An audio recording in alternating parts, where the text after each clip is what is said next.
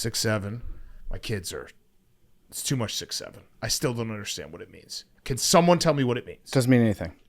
That's the part that drives me nuts. It's just fun to do and say, yeah. It's just, it's brain rot just everywhere. Yeah. It's crazy. It's either way. All right, it's spread everywhere. So it's a 6'7". Yeah, could the Dolphins get back in this thing? On today's Part of My Take, presented by DraftKings, we have Joel Klatt in studio. Awesome interview with him. He's just the best dude ever. We talk college football, his, path to broadcasting, some unbelievable minor league baseball stories. We're also going to do NFL Week 11 picks and preview. We got Jerry's Fantasy Minute. We have our bets, our best bets. We got a lot of stuff going on. We got Fyre Fest. We got Thursday Night Football. And it's all brought to you by Game Time. Hank, what game are we trying to go to this week? We're trying to go to the fuck. What? I saw Hank put his Hank put his phone down on it. There's a little foreshadow for later on in the episode. Oh no. No. I saw it happening. It was like watching a car crash. Hank. Zach, you got one for me? Zach, you got one for me. Go ahead, Zach. Zach, give me a game. He doesn't have Game time. NFL's in full swing. Tailgates, packed stands. That buzz before kickoff, but getting in, nightmare. Queues, price jumps, getting logged out mid-click. All you want is to be there, beer in hand, losing your voice with the crowd. The Game Time app gives the advantage back to fans. It's the hack for unlocking amazing tickets and experiences in a few taps. It's incredibly easy to use, and the Game Time guarantee means you can trust you'll get 100% authentic tickets on time and at the best price. Plus, fees are always included, so what you see is what you pay. Hank. Last one. It's been a good run. Packers and Giants. $100. Game Time app. Okay, so take the guesswork out of buying NFL tickets with Game Time. Download the Game Time app. Create an account. Use code PMT for $20 off your first purchase. Terms apply. Again, create an account. Redeem code PMT for $20 off. Swipe, tap, ticket, go. Download the Game Time app today. Okay, let's go.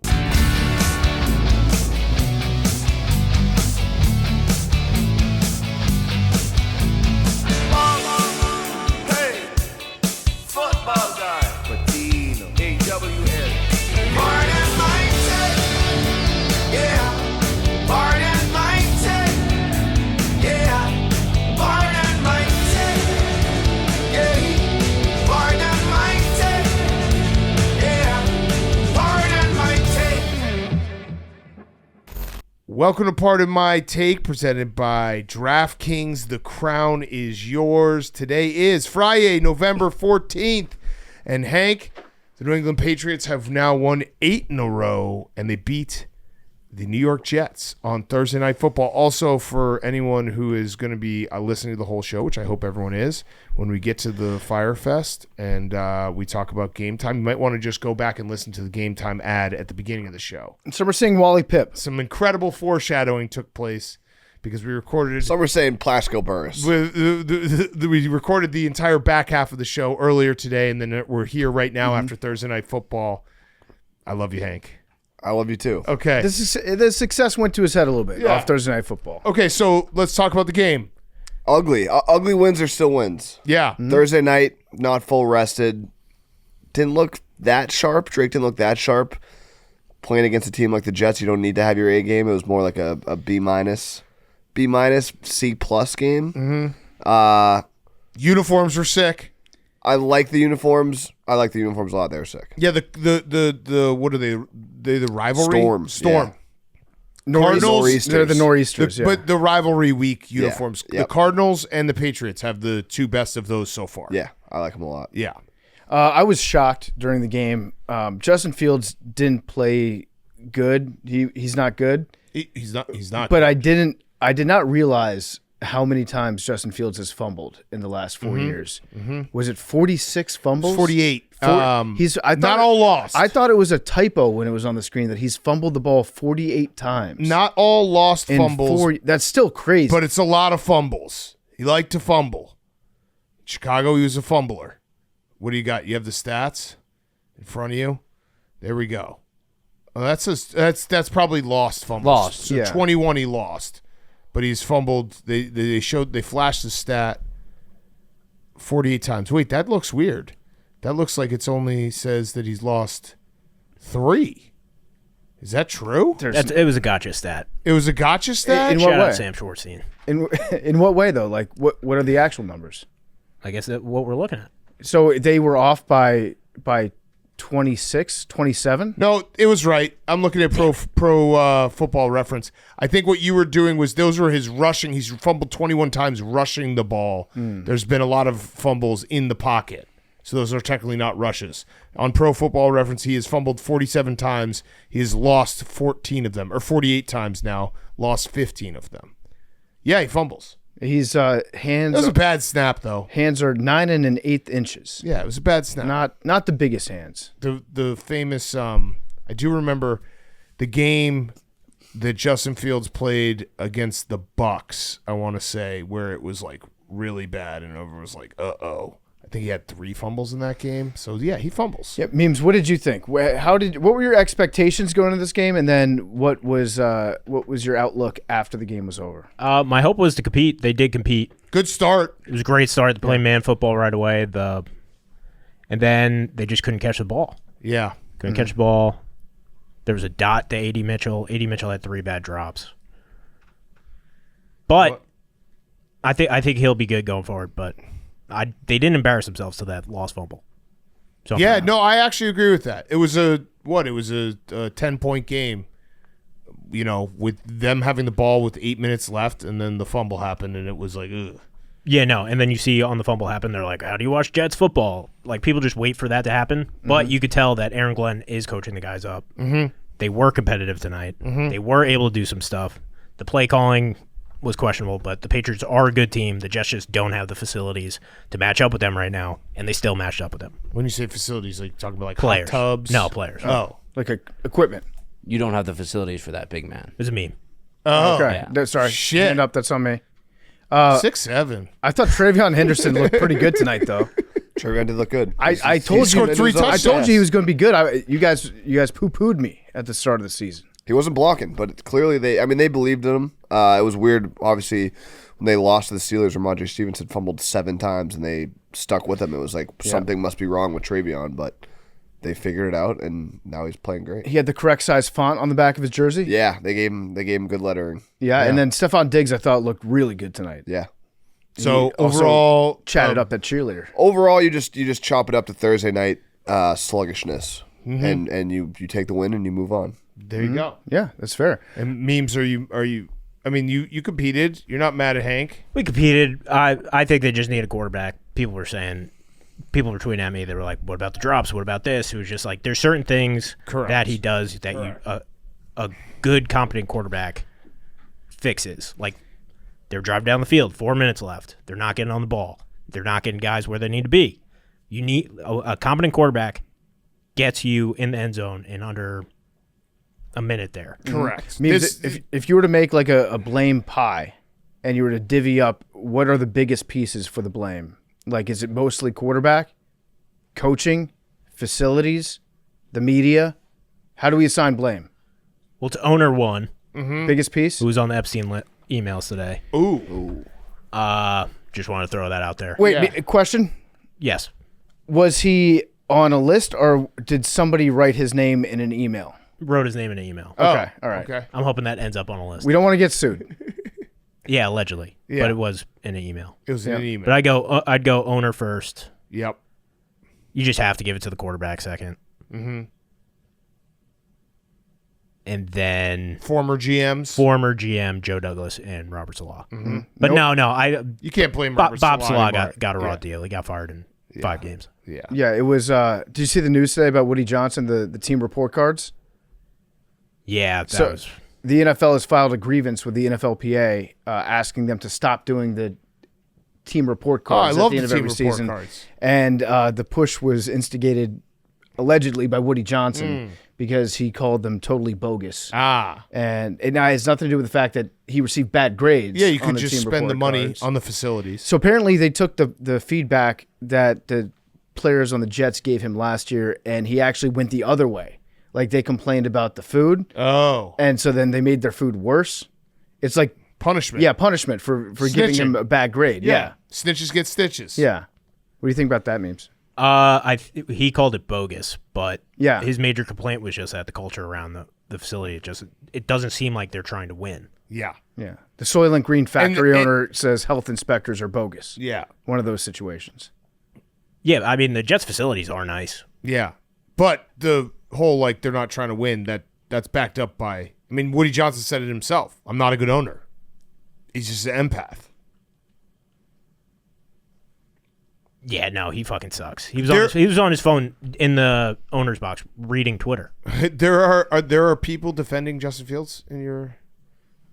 I saw a couple. Yeah. People were dropping passes. Listen, I like Justin Fields as a person. I hope he's a backup for a long time and gets paid. But, yeah, until you have him on your team, you can't fully... In theory, he's got everything. But then you watch him and you're like, okay, there's something.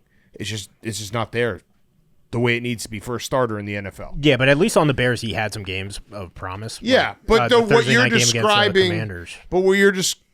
Yeah. What you're describing, That's a though, great the end of game situation where it's like, we got no shot. You know, it's just, oh, we have to pass. Oh, this isn't going to work. It just falls apart. That's a problem. But he has made a lot of money, so I'm happy for him there. And he was an incredible quarterback at Ohio State. Hank, And a great dude. I think Josh McDaniels, he needs more respect. I've been saying that. He is a great offensive coordinator, and we whiffed on Wednesday's show when we were talking about retread head coaches. When we were talking about Daboll getting another shot somewhere, McDaniels is that guy that got the second shot. He's going to get another shot. Yeah, it didn't go well. He's going to get the playoffs. None of the first shots time. have gone well. He's going to get. I don't think he wants another shot. You don't think so? No. I think he should. I agree with Hank. I feel like he's in that He's like in the perfect spot. He shouldn't want another shot, but I feel like in 5 years I would not be surprised if he was a head coach for like another year or two. Did you see the Giants, like the list that's been floating around and Steve Spagnuolo's on there? It's like, why would he want to coach again, head coach again? Yeah. Just make millions of dollars being the coordinator and being really good at your job. I agree. And you don't need to be a head coach again. I agree. It's perfectly fine. The best business choice Jim Irsay ever made was taking a huge shit at Josh McDaniels' house. Yeah, that's facts. Yep. By the way, I have an update before we get to the Week 11 picks and preview. I have an update. This is going to set very out of order here, but when we do get to Jerry O'Connell's fantasy minute, fantasy fuckboys, he sent me an update correction that he wants. He said, you may want to read this fresh after you watch. No spoilers, correction below. Kind of feels illegal, like he's going over his time limit. But that's fine. No, we don't. This doesn't get in.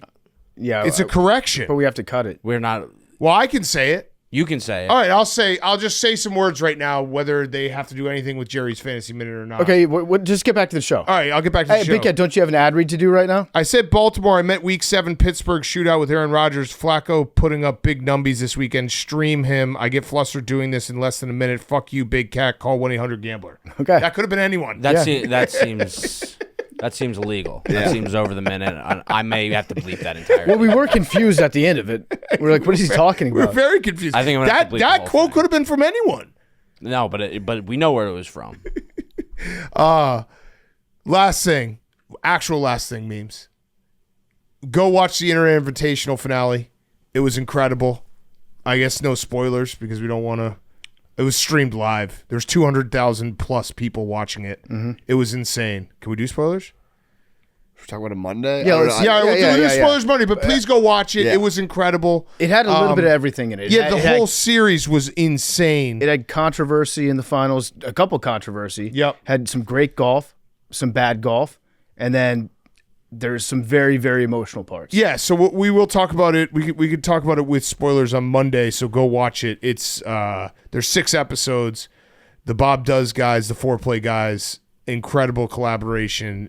I think it's going to be something that's so huge going forward. It was so fun to be a small part of it. And we can tell this one story about it because we knew that you got eliminated after the. PFT and I went and played the worst round of golf of all time with Gruden and Dave. After he got eliminated, we played a round of golf where it was me and PFT versus Dave Portnoy and John Gruden, and we played. So We're doing a scramble. we were doing a scramble, and we played. I think 10 holes because we had to go to the actual Internet Invitation. We played 10 holes.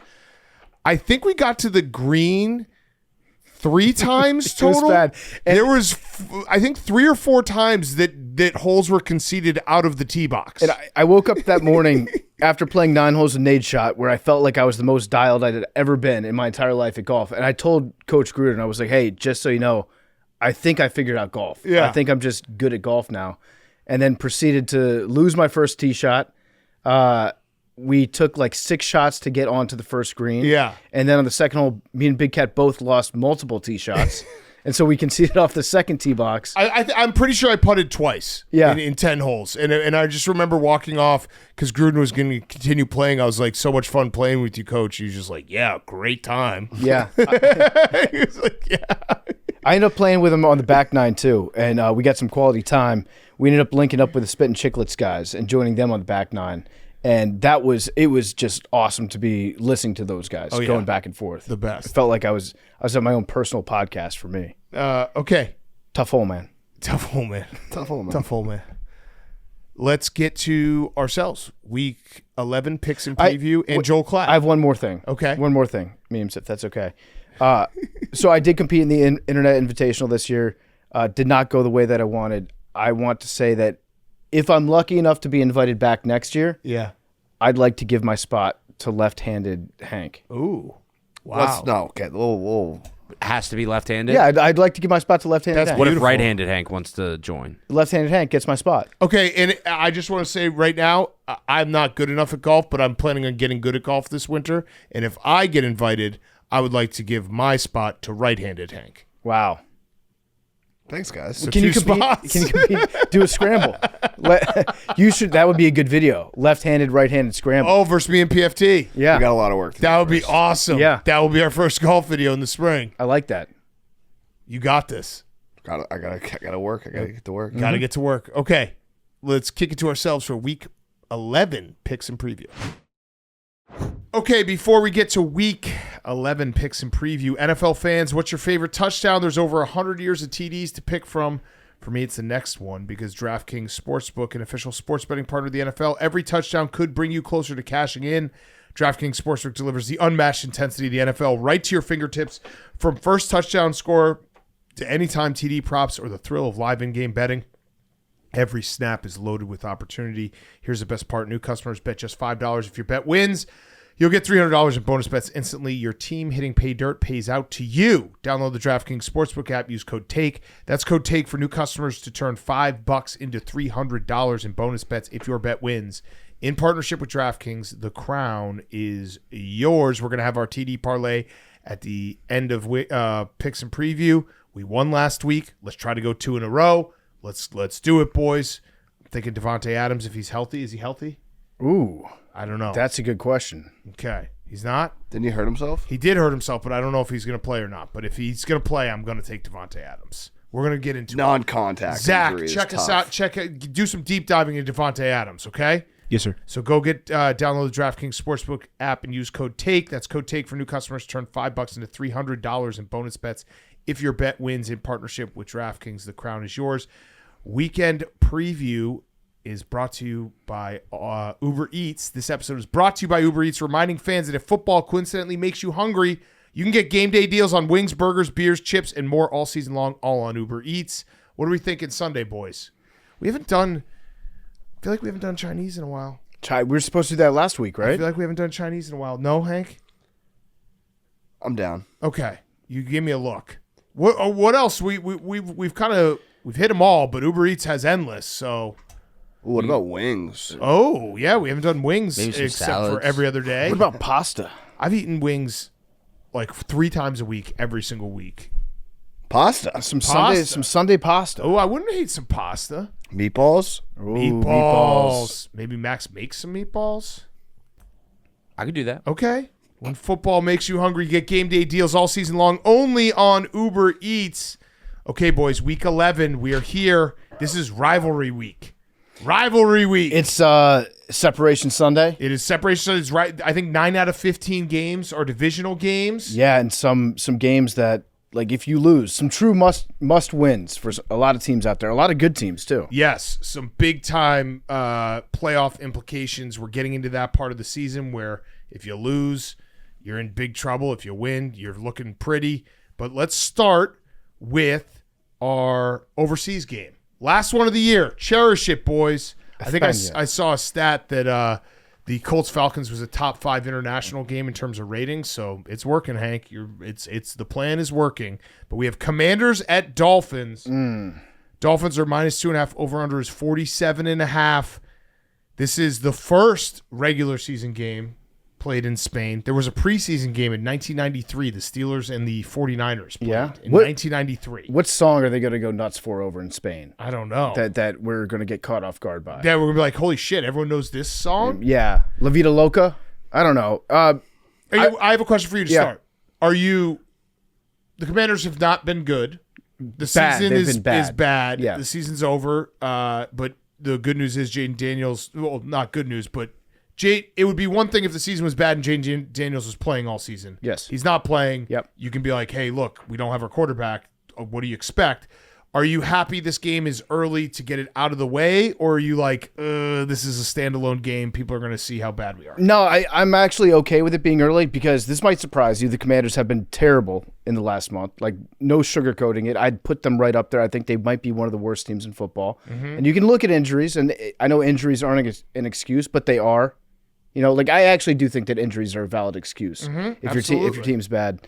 And if you look at our offense, Jaden, like our projected starting offense, Jaden, Austin Eckler, Terry McLaurin, we've got Cosme just came back. All those guys, I don't think that the group of those guys ever played a single snap together this entire season. And they've been bad. They're very bad. The defense is atrocious. But surprisingly, I actually like the Commanders this weekend. Oh. Because we've got Dan Quinn taking over defensive play calling. Okay. And I was finding myself earlier this week. I was driving to work, and I was just, being mad about my football team. And I was putting a lot of blame on Joe Witt, the defense coordinator, who does deserve a lot of blame, I think, for it. But also I thought, like, what if we had the best defensive coordinator in football? Mm-hmm. With the ingredients that he has right now, probably still would be a terrible defense. So then you start thinking about the draft picks that you've made, the signings and free agency that you've done. And now I'm kind of split. I'm like, yeah, Adam Peters hasn't done a great job outside of drafting Jaden Daniels. Right. So there's a lot of blame to go around. But in this instance, Dan Quinn taking over defensive play calling, I don't think that he's going to be a difference maker enough to make the defense good, but I don't think they're going to be historically bad like they've been in the past month. And also, I saw a drill that they were running this morning over in Spain. Can we pull it up? I just tweeted about it. What's that, Hank? This doesn't look real. Yeah, it doesn't look real. This looks like JV, like high school freshman. So I watched it. Sometimes you got to go back to basics. This is freshman in high school stuff. I watched it, and I actually got excited. I'll tell you why. But watch this drill. Okay, they're just running. Oh. The entire mass, offense versus defense. So they're just going back and forth. They appear to be hustling. Like they're going hard at this weird drill. Are they jumping or not jumping? I think they're just stepping over those tiny little pylons. And then afterwards, the boys are celebrating. Like they took that drill seriously. The offense won? The offense won.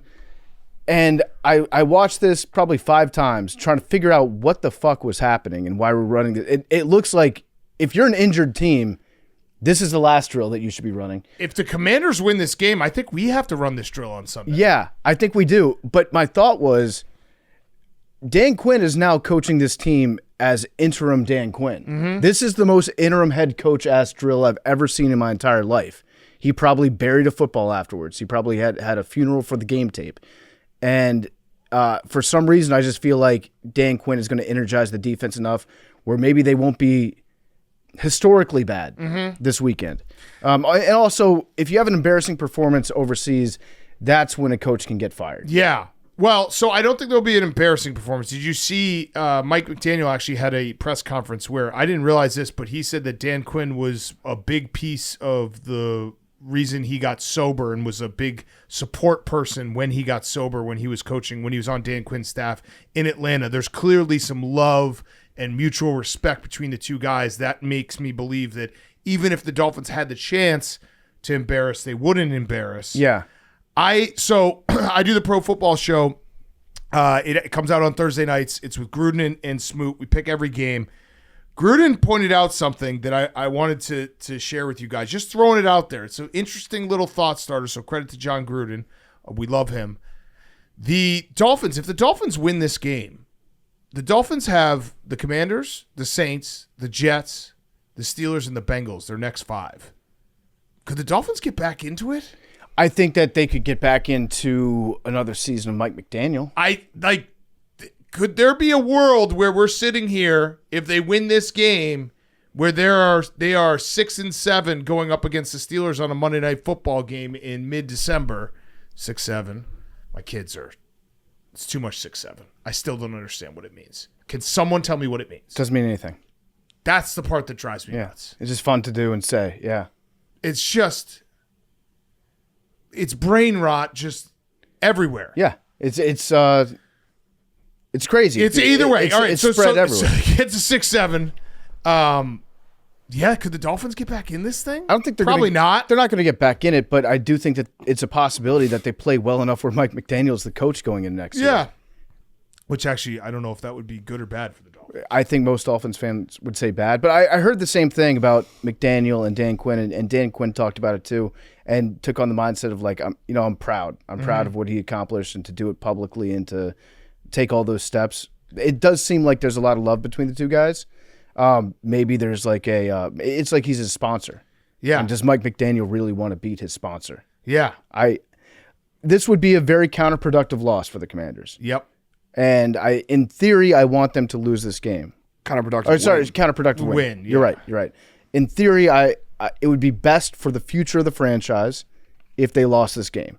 There was a game back in 2023 against the Jets that Ron Rivera, I don't think he said a word for the entire game. He just stood on the sidelines with his arms crossed. I remember it. And the Jets won on a field goal, like a long field goal at the end of that game, which made the difference in the Commanders moving up to the second overall pick. You have to, if you're a realistic NFL fan, you have to think about those things. But once the whistle blows, I'm going to be rooting for the Commanders. And I actually do right now. I think that they have a very good chance of winning this game. I think that the defense could be a lot better. I think they could confuse Tua a little bit. And it does suck that Deron Payne's not playing. Yeah. I guess guys can't be savages anymore. We can't learn that. We can't punch our opponents in the neck anymore. It's bullshit. It is bullshit. I like how he appealed it, and it was the shortest appeal of all time. They're wait, you did punch him in the neck. Yes, but he also kind of punched me first. Okay, yeah, you're still suspended. It was my internet invitational appeals. Yes. It was just instant. It was a no. Devon Achane, by the way, we should shout him out. He is second in the NFL in rush yards after contact with 634, only second to Jonathan Taylor. He's having an awesome year. He's still very, very fast. The Tua is 0-2 in international games. The Commanders as a franchise have only played one international game. It was a tie. Yeah. So is it maybe Bengals? Tie? Yeah, Bengals. Yeah. 2016. I actually am kind of excited to watch this game because it's like, hey, it's the last one. It's also a new stadium. Yeah. We haven't seen this one. It's right next to La Mancha, Hank. Do you know what that is? Nope. Oh. So you're not reading Don Quixote. I got it. You did get it. It came yesterday. Well, La Mancha was in the page that you read. I don't know La Mancha. I don't know what you want me to say. The musical was called The Man of La Mancha. Cool. Maybe you should just watch the musical. No, I'm going to read the book. He's going to read the book. Okay, let's go to the regular slate. Panthers at Falcons. Panthers are back to underdogs. That's why I like the Panthers.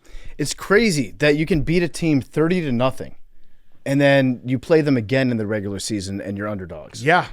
That's the NFL. That's the NFL, That's why baby. we love the sport. That's the NFL. Drake London, he missed practice. He was sick. That's a big deal. I'm guessing he'll probably be healthy by Sunday. Yep. But it does give me a little bit of pause to bet on the Falcons this weekend. We also had the very weird quote from Michael Penix saying they asked him who he uses on the sideline to be a mentor or help him out. He said no one. He said he's got his fiance and his high school coach. Yeah. That was kind of weird. It is kind of strange. Yeah. Maybe a coaching change if the Falcons keep spiraling. Any names you'd throw out there? I mean, I think there's a lot of prominent college head coaches that would probably be very interested in. You look at like it seems like they might have a quarterback you could work with. Mm-hmm. You look at positions like running back. maybe a guy from a school that has a history of having dominant running backs. I could see a college head coach going to the Falcons. Yeah. Okay. You'd have to get SEC, right? Like SEC translates. You'd probably have better. to get in the state. Oh, and I don't. That's so crazy. It might just work. Okay. Just that would be a shocker. It would be a shock. Georgia Tech coach? Yeah, That's not SEC. Oh, true. Yeah. but that's also a great option. That is a great option. Or any other college in the state of Georgia. Yeah. I'm struggling to think of any other Georgia universities. I'm not really excited to watch this game, but it's going to happen. That's DC. I think I'm done Grambling with State. What? Who? Hank's naming HBCUs. Okay. Trying to find one that's in Georgia. I think I'm good with Bryce Young. It was fun the end of last year. I think I'm good. It was, you know what? It was fun that we had a couple weeks where we got to just throw out that red meat and say, Hank is coughing did the on us. Panthers make the right pick in the draft? Yeah. Instead of CJ Stroud. It was fun to at least say that. Yeah, he's Bryce Young, and this isn't the end-all, be-all of stats, but it's still a shocking one. 9 out of 10 games this year, he's under 200 yards passing.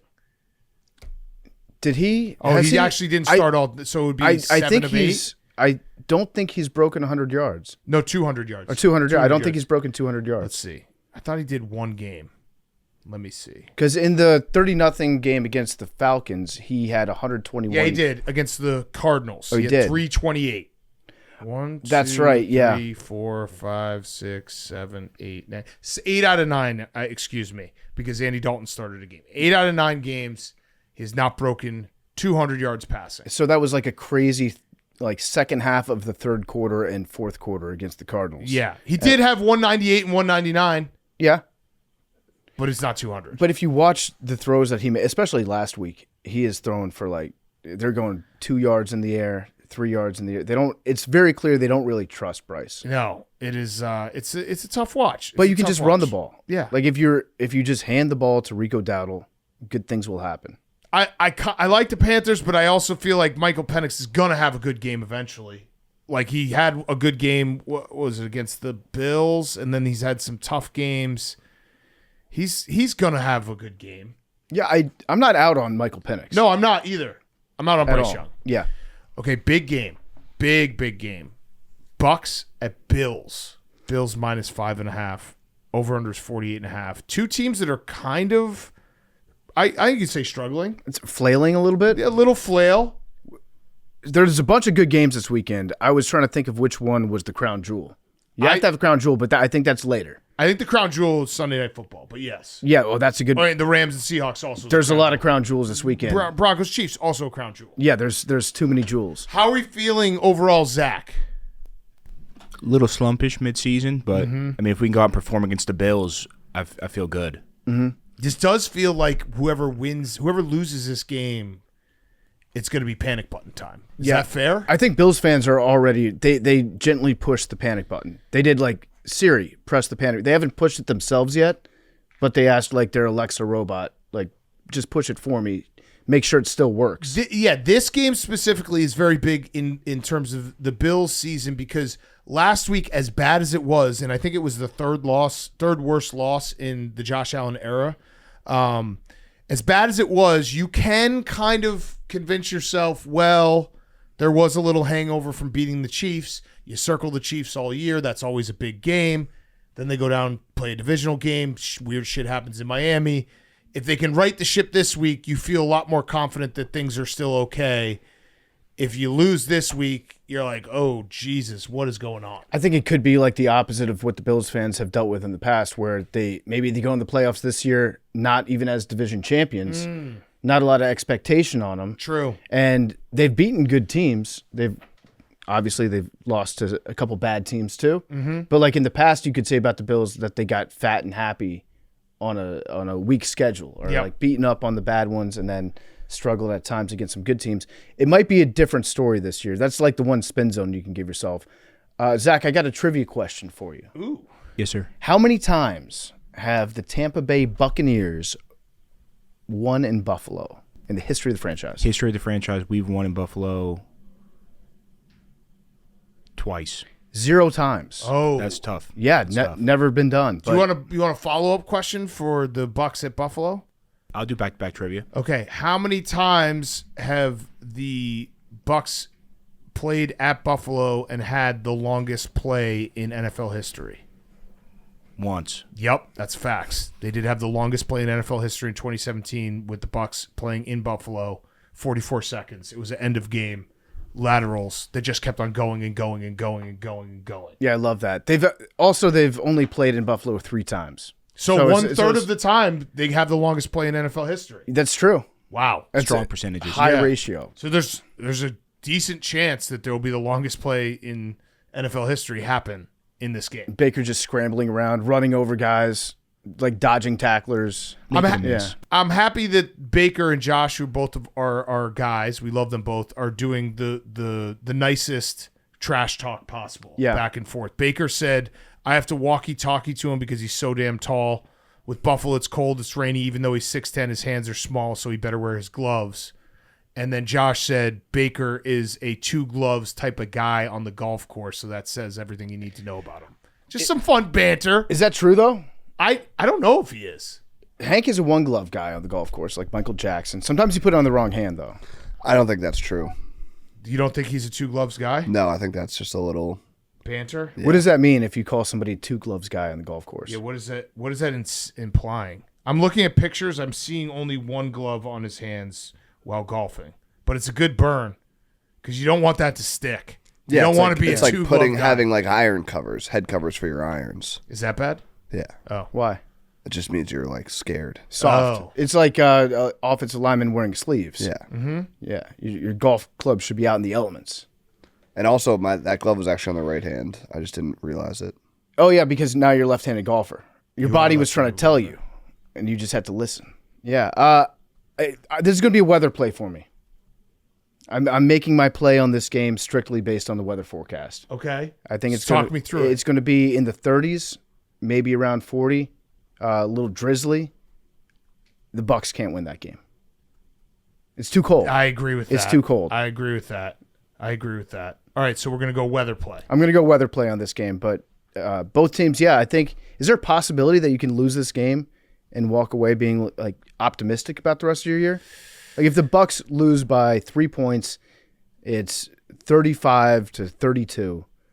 Can the Bucs like walk away and still be? I think that they can because of the division that they play in. Yeah. I mean, that's the thing is the Bucs are going to be fine because they're going to most likely win their division.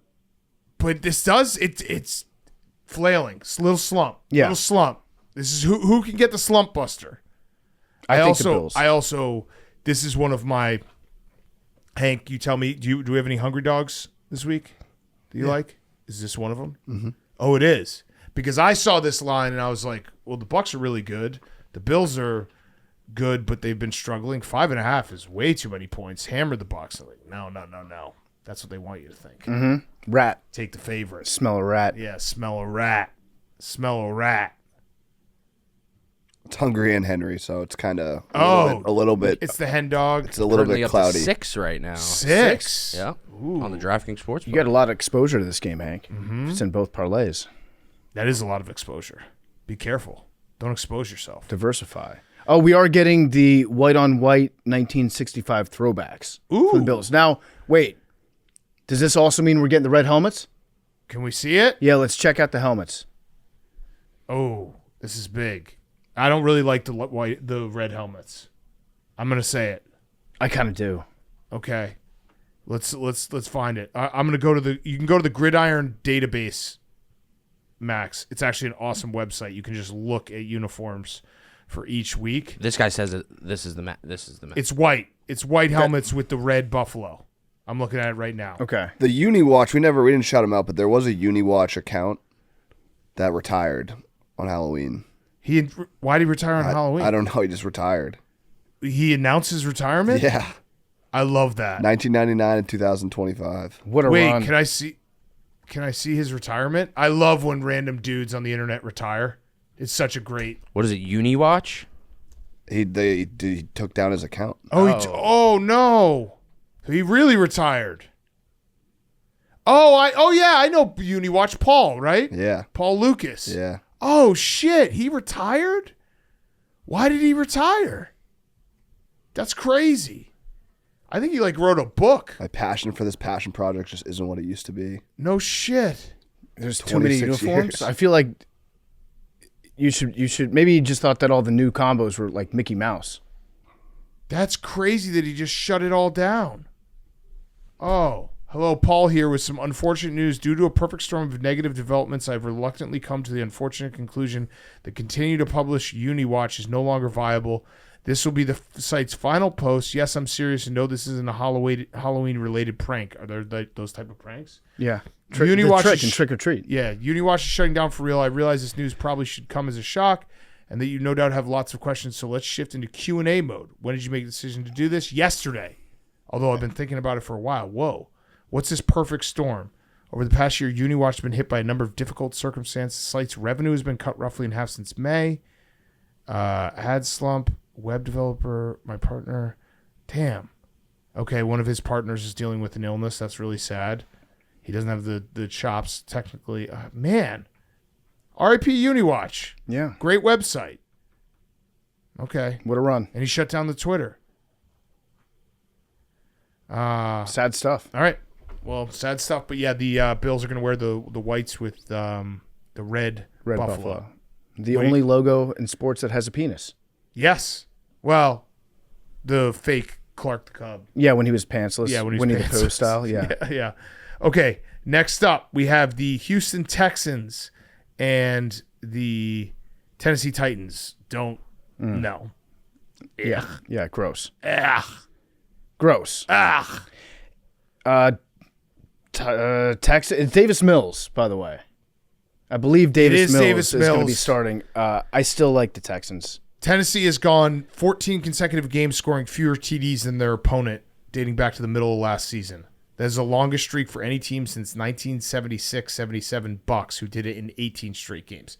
That's pretty impressive. That is, yeah. So the other long streaks were the Chicago Cardinals in 1942 to 1945, the Bucs in the 67-67, the Dayton Triangles, 1927 to 29, they struggled to score. This is Dayton Triangles, who could forget? What's the over-under on this game? Ooh, it is. Hold on, I'll tell you. I have it written down. 37 and a half. 37 and a half. Under. They love putting that 37 and a half out there. That's the number. Under. I've seen a lot of 37 and a halves. This is good for you if you watch this game. Yeah. We'll have this game on. That's about it. Yeah. Any side tangents we want to take for this? We could talk about the Titans trying to steal the throwback uniforms, although I don't think they're wearing those this weekend. Yep. That's really the only intriguing part of this matchup. Yeah. A uniform matchup that isn't happening. That isn't happening, yeah. that's a good. A uniform matchup good nugget. that could happen. Yeah. What about Hank? Do we have any update on the lefty golfing? No. Okay. All right. So that's I've been sick. Okay. Yeah, tell us about your illness. What'd you do yesterday? Slept. All day? Yeah. I slept pretty much all day. Went to sleep at 8 o'clock. Do you feel better? I feel better. Okay. Hydrated a lot. Took a lot of vitamins. Good. Vitamin C. Good. But yeah, I think I'm going to do left Sember. What? Left Sember. Left Sember. Why not left Vimber? Because Vember's pretty much over. Vember's not even halfway. We have more Vember left than we've done. It's the 13th right now. But we got I'm doing left Sember. Thanksgiving. I know, you guys want to update? That's the update. Thanksgiving. All right. Left Vember. No, left Sember. Sember. Left Sember. Only swinging lefty. So you Sember. can't swing lefty in Vember. I can. No, you I can't. can do whatever I want. No, you can't. I can and I will. No. And then left Sember. Left Sember, but no, don't get left Vember going. Go right Vember. I'm doing left Sember. It sounds like you're doing left Vember, but you have Thanksgiving, so you're not fully committed to it until Sember. Correct. What about? But you're gonna still left Vember. I'm gonna do some left Vember. It's going to be both Vimber. I have a friend does a annual outing the day before Thanksgiving. What about left Tanuary? We'll see. We'll see how left Ember goes. It's gonna be left Sember, and then we're gonna see if it's worth continuing or not. Is it gonna be a left Sember to remember? We'll see. I don't know. So absolutely no right-hand swinging in the entire month of December. Correct. What? So you're playing in a golf outing Thanksgiving, but you're not gonna go lefty there, or you are? I'm will probably be playing righty. Okay. But two of the guys I'm playing, it's a scramble, so it's two of the guys I'm playing with are lefties, so I might mix it. So there might be a shots. little left Bember in there. Yeah. But left Sember is when it really gets going. Yeah. And if anyone sees you hitting righty in left Sember, they can hit you with their golf cart? Sure. Okay. I'm not going to be on a golf course. I'll so. get a golf cart. I think if you hit right-handed in left Sember, driving into the simulator out of nowhere. I think we just cut your left hand off. Yeah. Okay. Yeah. We're going to go, what's the Saudi what's Arabia. The country? Saudi Arabia. There's also is it Philippines somewhere where if you steal. They do a lot of stuff in the Philippines. Yeah. They'll kill you in the Philippines if you screw up singing My Way karaoke. Mm-hmm. Yeah. They will. Pacquiao It's will banned. just punch you to It's death. the forbidden song in the Philippines. Okay. That was good. Texans, Titans preview. Next game. Bears at Vikings. Vikings are -3. Over-under is 48.5. I'm very nervous for this game. We've talked about the Bears a lot. The Bears have to get takeaways to compete. When they are getting takeaways, they look decent. When they are not, they're the 30th in EPA without turnovers in terms of defensive EPA. They're the 31st in drop pack EPA. So it's turnovers. Got to get turnovers. Yeah, it's a matchup of Mr. Fourth Quarter and also J.J. McCarthy. Mm-hmm. Because Caleb Williams is actually the best quarterback in terms of game-winning drives and fourth-quarter comebacks all season. He's been phenomenal. Leads the NFL in game-winning drives and fourth-quarter comebacks. This is the big step, these next games coming up for the Bears, where they've beaten a lot of bad teams, and the Vikings, I know are not. They're kind of in the middle of the road. But Caleb has only won one divisional game in his career, a year and a half. Obviously, that's not a huge sample size, but you got to start winning the divisional games. You got to start stacking these type of wins. And I've broken up the rest of the Bears season. I'm not doing any more gateways because we completed the gateway.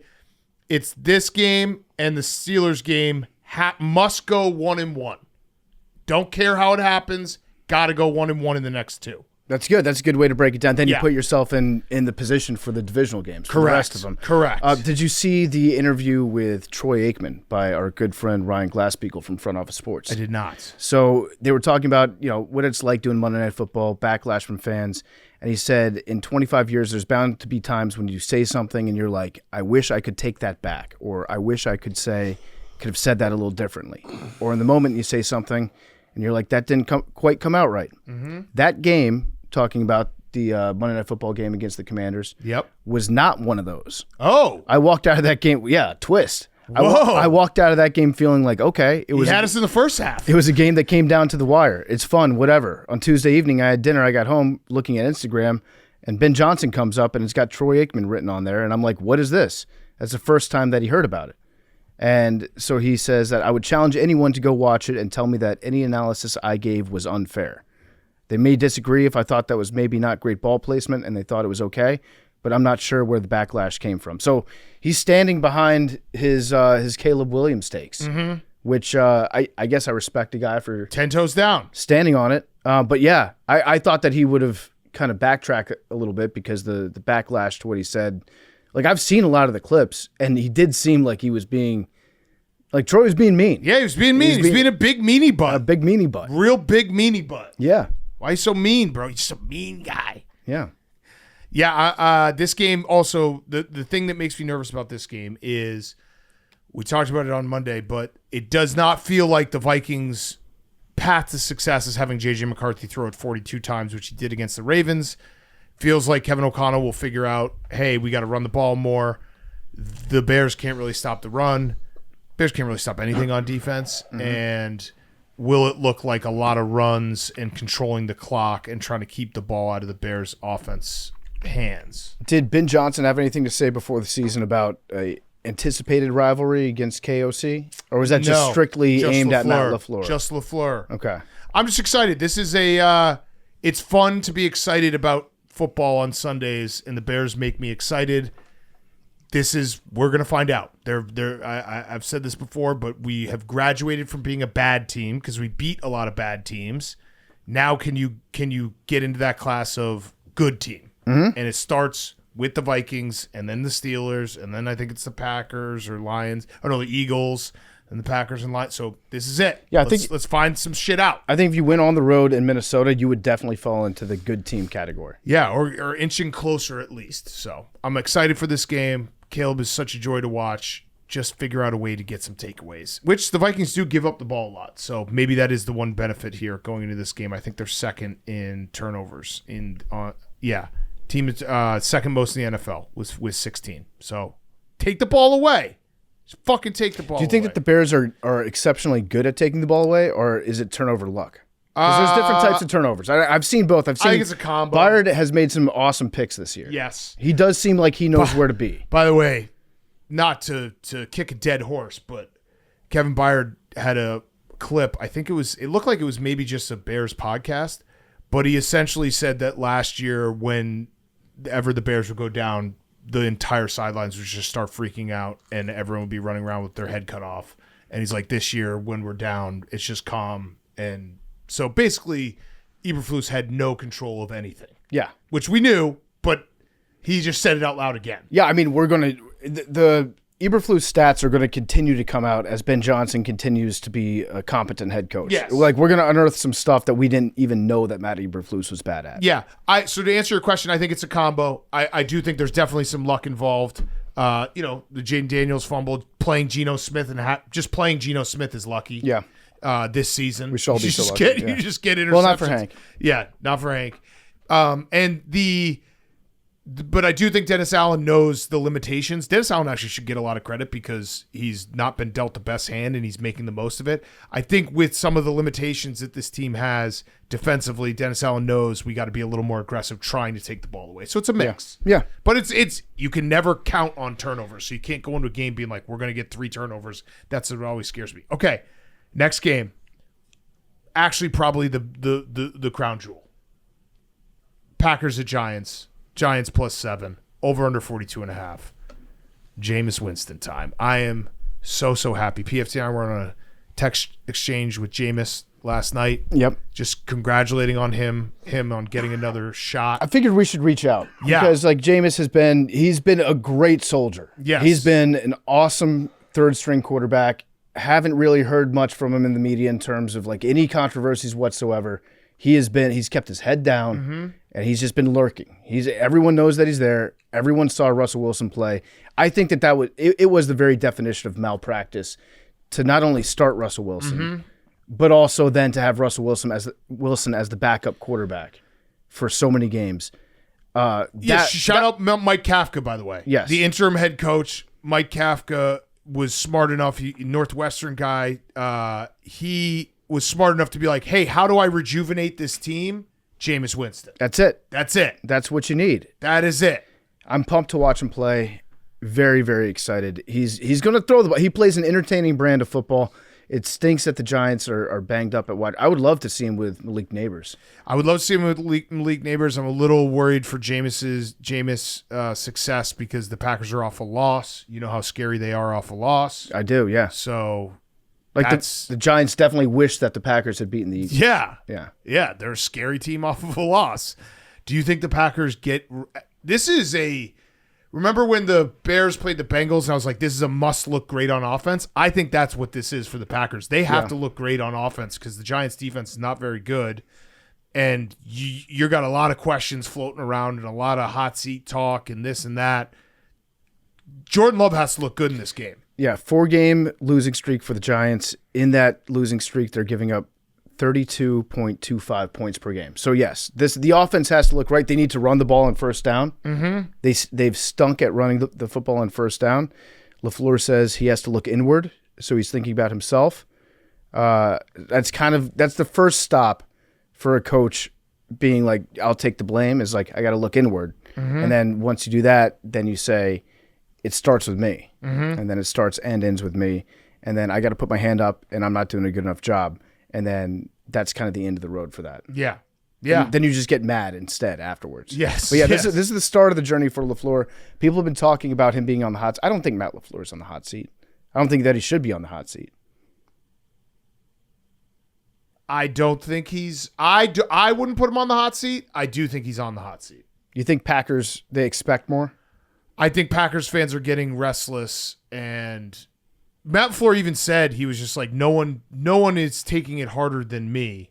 And I thought about it. I was like, I actually don't know if that's true. I bet you there's like a dude sitting right now in Wisconsin who the Packers are his only good positive thing in his life, and he's probably taking it harder than Matt LafLeur. Not that Matt LafLeur's not taking it hard, but I bet you there's at least a few Packers fans that are, in fact, taking it harder than the head coach of the Packers. Steve Avery. Yeah. Yeah. Like, you know what I mean? There's definitely Keep some eyes on dude him. who's just like, this is the only thing I enjoy in life is watching the Packers on Sunday. He's probably taking it harder than Matt LafLeur right now. Yeah, a lot of Packers fans probably fall into that category. Yeah, he said, I promise that you're not as frustrated as I am. I bet you there's a couple guys out there that are more frustrated. Yeah, it's not true. Yeah. Not true. The Giants, I think that they put their kicker on IR finally, right? So hopefully they're done for weird kicker injuries this season. But the kicking game for the Packers isn't exactly great either. No, it's not. And the thing is, if the Packers were like leading the NFC right now, that would be the question everybody would be talking about in Green Bay.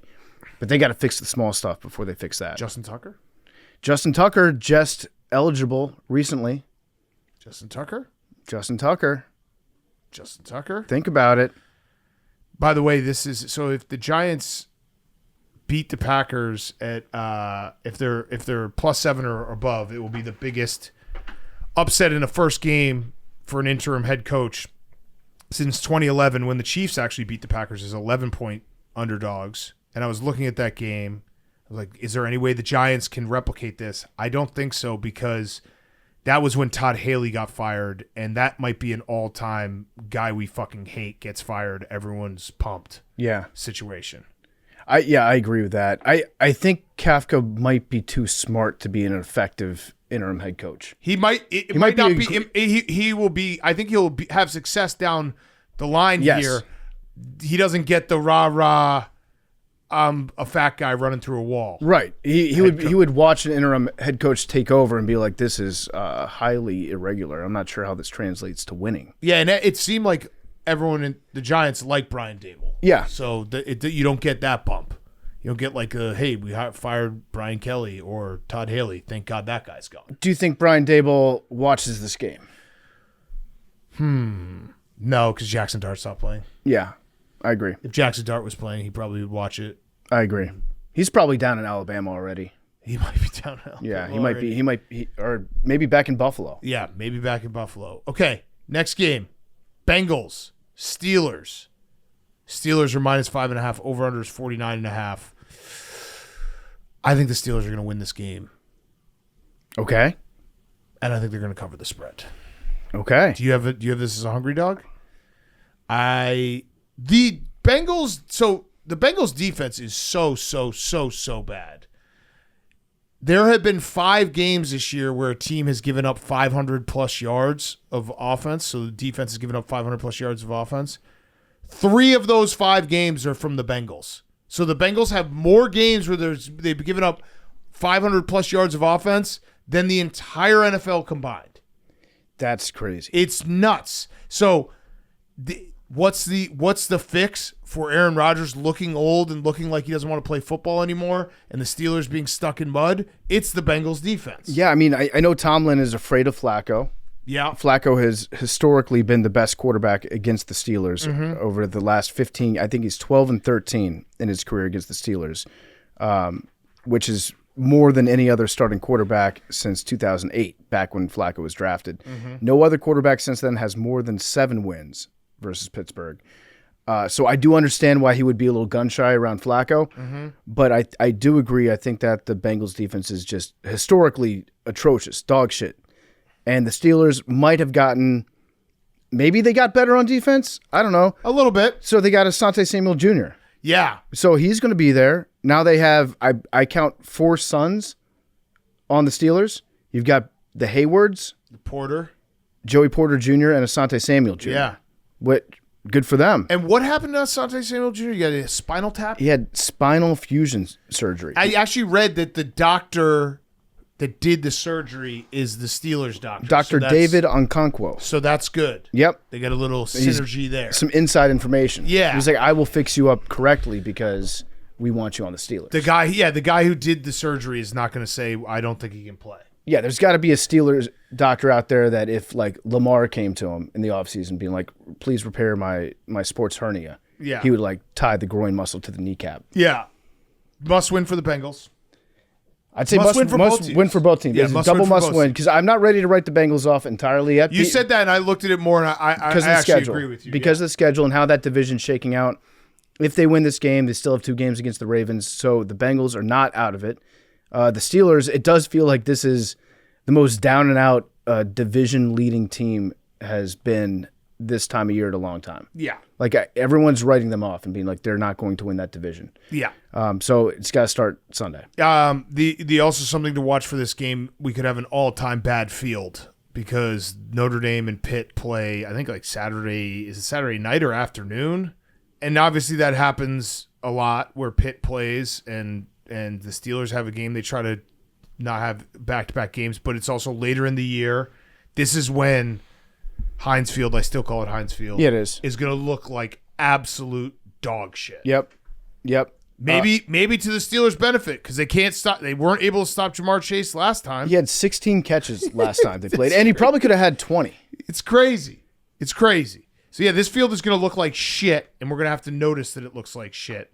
Okay, Pitt's actually playing. They're playing at noon local time, so there's exactly 24 hours in between games. Grounds crew working overnight. Yeah, to just like move around a little bit of the sand. Yeah, spray paint this spot. Yeah, it's not. It's going to look like dog shit. Okay, next game. We're going to the afternoon. No, we're staying in the morning. This is the last early game. Chargers, Jaguars. 2 teams I don't trust. Also, Jaguars are my +3 over/under is 43.5. Very important game for playoffs too. The most important game. Yeah. So, do you have the numbers? I don't have the numbers in front of me now. So the Jaguars have a 57% chance of making the playoffs with a win, 19% chance with a loss. That's a wild swing. The Chargers have a 91% chance of making the playoffs with a win, 58% chance with a loss.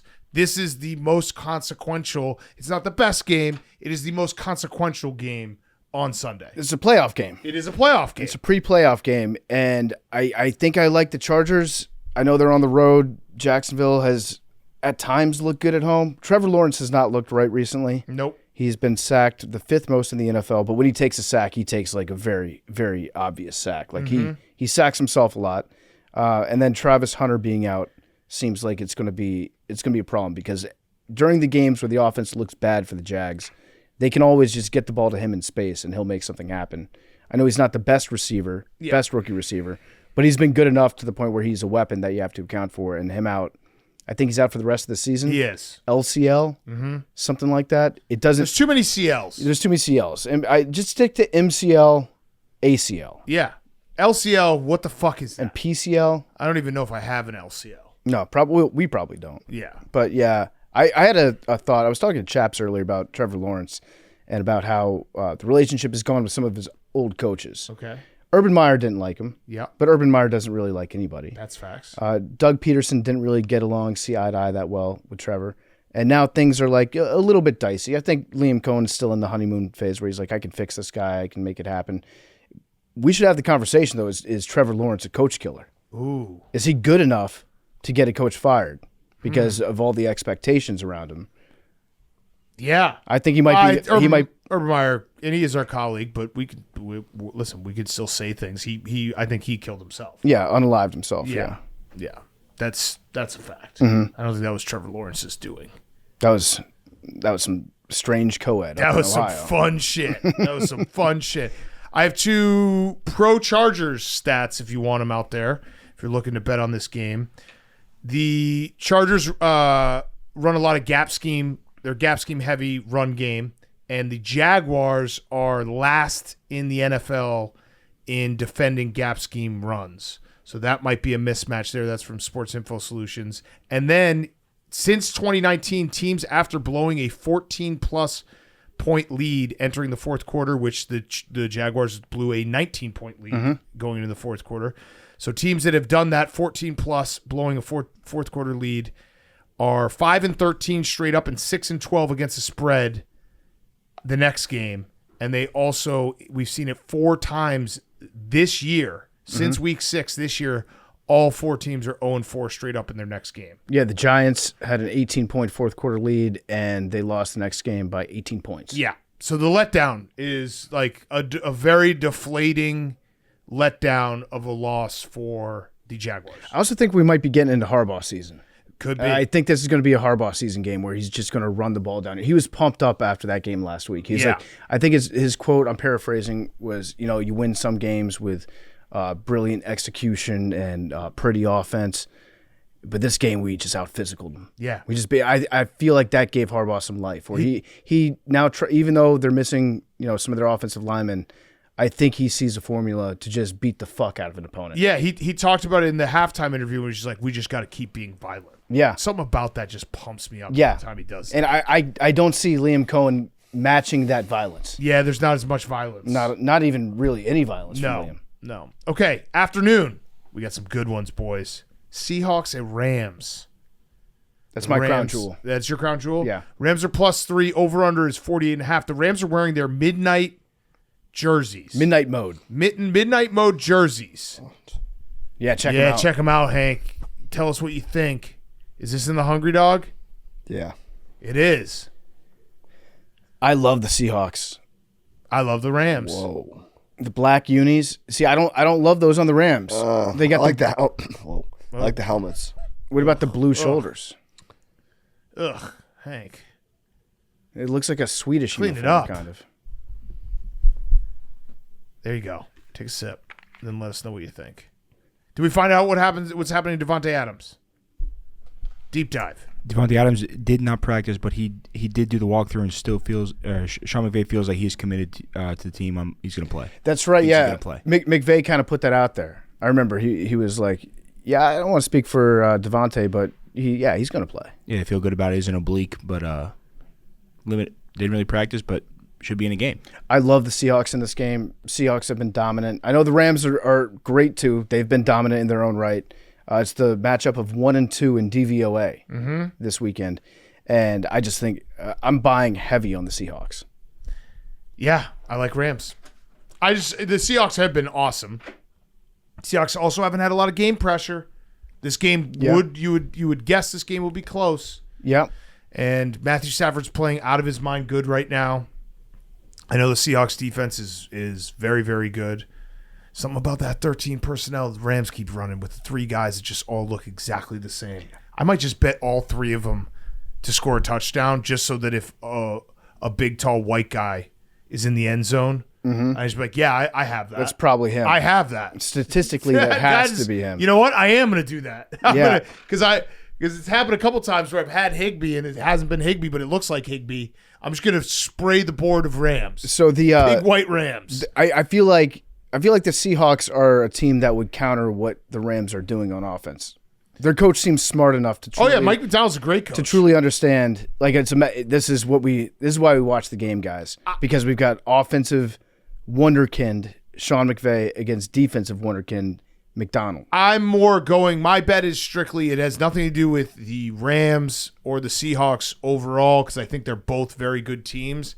I'm taking Matthew Stafford over Sam Darnold at home. Yeah, that's fair. I think it's fair. That's my entire kind of handicap of it. I'm taking the Seattle defensive line. Okay. That's what I think has been a big difference maker for the Seahawks. Okay, so let's see. So I have to bet Tyler Higbee. I got to bet Terrence Ferguson, Colby Parkinson, and Davis Allen. Shit. That's a lot. That's a lot. I might do that same thing with the Seahawks running backs. Yeah, that's smart. Get a mix in there. Get all 3 of them. And just so we're clear, they all do look exactly alike. Terrence Ferguson, white guy. Yep. Would not expect that. No, but Colby Parkinson, you would expect. He sounds Colby. Yeah. Yeah, Colby. But they are all the same. They've all scored touchdowns this year. We're gonna sprinkle all the Rams, all the big white tight ends on the Rams, and just hope that I'm gonna have to do like double touchdowns on all, because like one of the big white guys in the Rams is gonna score. Yeah. At some point. Yeah. I might take all three We should Seattle do running that backs. head to head. See what happens. Who ends up with more units? And Cooper Kupp. And Cooper Kupp. He's getting. They might be doing something. They were Tribute asking video? him- yeah, tribute video possibly. He just said I didn't die, so I don't think he wants one. That's the correct answer, by the way. Yeah. We do too many tribute videos. Yeah. Crazy Sam Darnold stat. 5 years, first 5 years of his career, 21-35 record. Last 2 years, 21-5. So in the first 5 years, he is in the last year and a half of football, he has tied the amount of wins that he had in his first 5 years in football. Yeah, he's been great. He's been awesome. Memes, do you find yourself rooting for or against Sam Darnold? I always forget. For Sam Darnold. I like Sam. Because that's a situation where you're like rooting for Sam Darnold because you're also like, see how stupid the Jets are. Right? No. Oh. See how stupid Joe Douglas is. Yeah, Okay, yeah. Blame okay, the guys okay. that used All to be. right, And there. Robert Salah. Okay. Okay. If you can get the right guys in, because like that's also coaching, Sam Darnold. Well, yeah, Adam Gase was the worst coach in the world, but they also had the decision of taking Zach Wilson over Sam Darnold. True. Hyperdrive, though. Hyperdrive wasn't sick. Yeah. It was bad. Yeah. Big Cat, got to guess who said this for you. Ooh, I like that. When talking about the Giants opening for their head coach. Jackson Dart, Malik Neighbors, fuck yeah, I would want that job. An offensive coach in the NFC. Said that? Said that. A current coach? A current head coach? A current offensive coach. Not head coach. Cliff Kingsbury? No, we don't know who said it because it was anonymous. Oh. My money is on Kubiak. Got it. Clint Kubiak. He's going to be the name that's going to get, if the Seahawks offense continues to be great, he will be a head coach next year. Yes, I agree. Shout out office manager Brett. Again, don't have any idea if he actually said that, but I saw the quote and I was We're like, going to just attribute it to him. I thought it was Cliff for a second, but then I think it was a successful offensive coach this season, and Cliff would not fall into that category. That would not work. Okay, Niners, Cardinals. Cardinals +3. Cardinals have some injuries. Marvin Harrison, he had a appendectomy? Yeah, he had appendicitis. And then we also lost Zay Jones for the year. Yep. Achilles. And Brock Purdy might be back. So Shanahan said that he could have played last week, which is confusing to me. Because if he could have played last week, Why didn't he play? why didn't he play? Yeah, why didn't he play? Soft benching? They had soft benching. They said that they ran him through an aggressive practice on Wednesday Yeah. with the goal of having him come back. I want to say that the Niners are going to win this game, but I don't know. I agree. I don't know. I agree. I think that the Cardinals they're big time bummer right They're now. a big time bummer, but remember they did have a couple games in a row, and Jacoby Brissett did okay, but maybe we just got fooled by Jacoby Brissett again. It happens. It happens. It happens almost every year. I had the Cardinals last week. I got big time fooled. I mean, That he game did was over look so fast. He has looked a lot better than Kyler Murray's looked this season.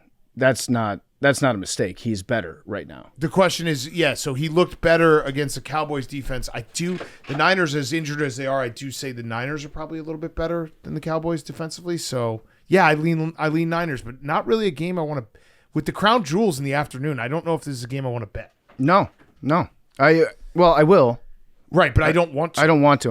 I'm being forced to by my own brain. But yeah, I don't think it really matters that much this weekend who's starting. I think that Brock Purdy is definitely the better quarterback overall. But in this matchup, yeah, I'm fine. If you want to hold Brock out one more week, make sure, because I don't really trust that Brock is being completely honest about his foot. Yeah. I think that from the very start, he was like, it's not that bad. Mac Jones has been playing And well. Mac Jones has been playing pretty about good. Mac Jones. Yep. Okay, Ravens at Browns. Browns +7.5. Over under is 39.5. You can get here are the following items that are more expensive than a ticket to the game on Game Time: a cheeseburger, stadium nachos, a beer, and a hot dog. All cost more than getting into the game. Love that. So not exactly a high ticketed game with the Browns. They're just the Browns. What's the Browns' first half line? That's what we got to do. I say it every week. I might just bet that. I might just bet the Browns +3.5 first half and know that they're going to lose the game. Because they will lose this game. Speaking of the Browns, I saw a hypothetical trade, Kyler Murray for Shador. Think about it. I saw someone float out, is Kyler Murray the heir apparent to Matthew Stafford? See, that's what I'm saying. I do think that Kyler Murray, if he finds himself It's got to be a the good right coach, place. it's got to be a good coach. I'm not ready to completely – I'm not shorting for the long term Kyler Murray. He's already short enough right now. Yeah. I'm buying long-term stock at penny prices right now for him. By the way, RIP the penny. R.I.P. We minted our last penny yesterday. What? The penny's dead. Yeah, Philadelphia. Holy Philly, shit. Philly killed the penny. No more pennies. How do they? mean? No, they're not making any more pennies. There's Each just penny was, enough? it was costing 4 cents per penny Holy shit. to make, and yeah, So we should have stopped that a while ago. get out So of we're here. just not doing pennies? No more pennies. We got enough. But pennies still exist. yeah, well, No one's gonna like show up and confiscate your pennies. yeah, they don't take them away. But are banks still going to have pennies? Probably No. not. When was the last time you actually used a penny? Never. Never. You can't even flip a coin with a penny. I mean, I Flip have. a coin with a penny, it's not a real flip of a coin. So what happens if you're getting change and you need to use pennies and the place doesn't have pennies? Do they just have to round up? I think they either round up or down. Down? Yeah. I mean, when was the last time? If I got like a nickel or a penny, that's no different from having trash in my hand. I'm pretty much that way with all change, but Yeah. Yeah, I don't. The last time I used a penny had to be on a scratch off, like to scratch it, it's a good point. not to buy it. I can't remember the last time I handed somebody a penny as part of a payment. Bitcoin, man. Bitcoin. That has nothing to do with this, but Bitcoin, man. Good point, Max. What were we talking about? The Browns and the Ravens. Yeah. The Ravens might be doing some sneaky stuff on defense.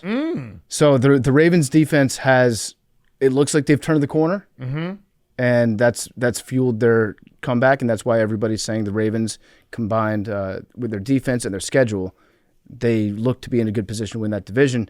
Against the Vikings last week, the Vikings had 8 false start penalties against the Ravens. And that's the most by a home team in the last 16 seasons. Whoa. Kind of an outlier game for them. And then the Vikings offense, specifically Aaron Jones, said that they were doing like little yells and movements at the line of scrimmage, Oh, they're cheating. trying to get them to, well, they didn't call it. But is John Harbaugh up to his old tricks? Yeah. Gray They area. found something. Hank, do you have any animosity still towards John Harbaugh for either bending the rules or complaining about when you bent the rules? No, I mean, he's just a bit of a loser, but that's all right. Okay. Why didn't you say that to his face when we saw him? Is it kind of like the windmill? You just talk all this shit on the podcast, then you see something face. I don't like to talk shit about people on this podcast. You guys just force me into situations I asked similar a to Big question. Dom. Yeah, but what about the windmill? You talk shit about the windmill, and then you just didn't say anything to its face. We weren't even close to a windmill. The windmills are so big that we were like thousands of yards away. Well, no, you were staring eye to eye with a windmill, And what about John Harbaugh? I like John Harbaugh. He's a good guest on this show. but a bit of a loser is what you said. I mean, that's just statistically correct. He's He's won. won one Super Bowl. Yeah, He's been coaching for how many seasons? you beat his brother. Yeah. He's a bit of a winner, too. Oh, Okay, there you we go. go. All right. There it is. All right. Bit of a winner. Yeah, Tiny bit of a winner. Tiny bit of a loser. They haven't made the Super Bowl with Lamar Jackson how many times? Yeah. And of we a might loser. not. And Is that wrong to say? No, that's not wrong to say. We might not get Lamar. He's banged up. Didn't practice on Wednesday. It could be Tyler Huntley playing against Week 10 Rookie of the Week nominee Dylan Gabriel. yeah. So, huge matchup. Also, here's something crazy. The Ravens have lost 3 out of the last 4 in Cleveland. That is weird. crazy. I think that these games should count towards Lamar's playoff stats. Every game's a playoff game for the Ravens. Yeah, that's true. You're right. In theory, it's like they can't drop They any can't of these lose. ones. Yeah, you're absolutely right. This is a weird afternoon game. It's kind of just put into This screams 1 o'clock. yeah. How many Browns fans are going to show up for the tailgate thinking that the game kicks off at 1? A lot. I'd say probably a couple thousand. Yes, absolutely. This might be the drunkest fan base of the week. Like Packers Giants should be at 3:25. Bucs Bills should be at 325. Yeah. Yeah, there's going to be dudes in the Muni lot at 4 a.m. anticipating a 1 p.m. kickoff, and then Bears, finding out they Vikings. got 3 extra hours to drink. It's going to be a problem. Yeah. Okay, last afternoon game. Chiefs at Broncos. Broncos are plus 3.5. Over-under is 43.5. I love the Chiefs. Love the Chiefs. I love the Chiefs. Andy Reid off a bye, 22-4 in the regular season. I'm not going to say the Broncos are frauds yet.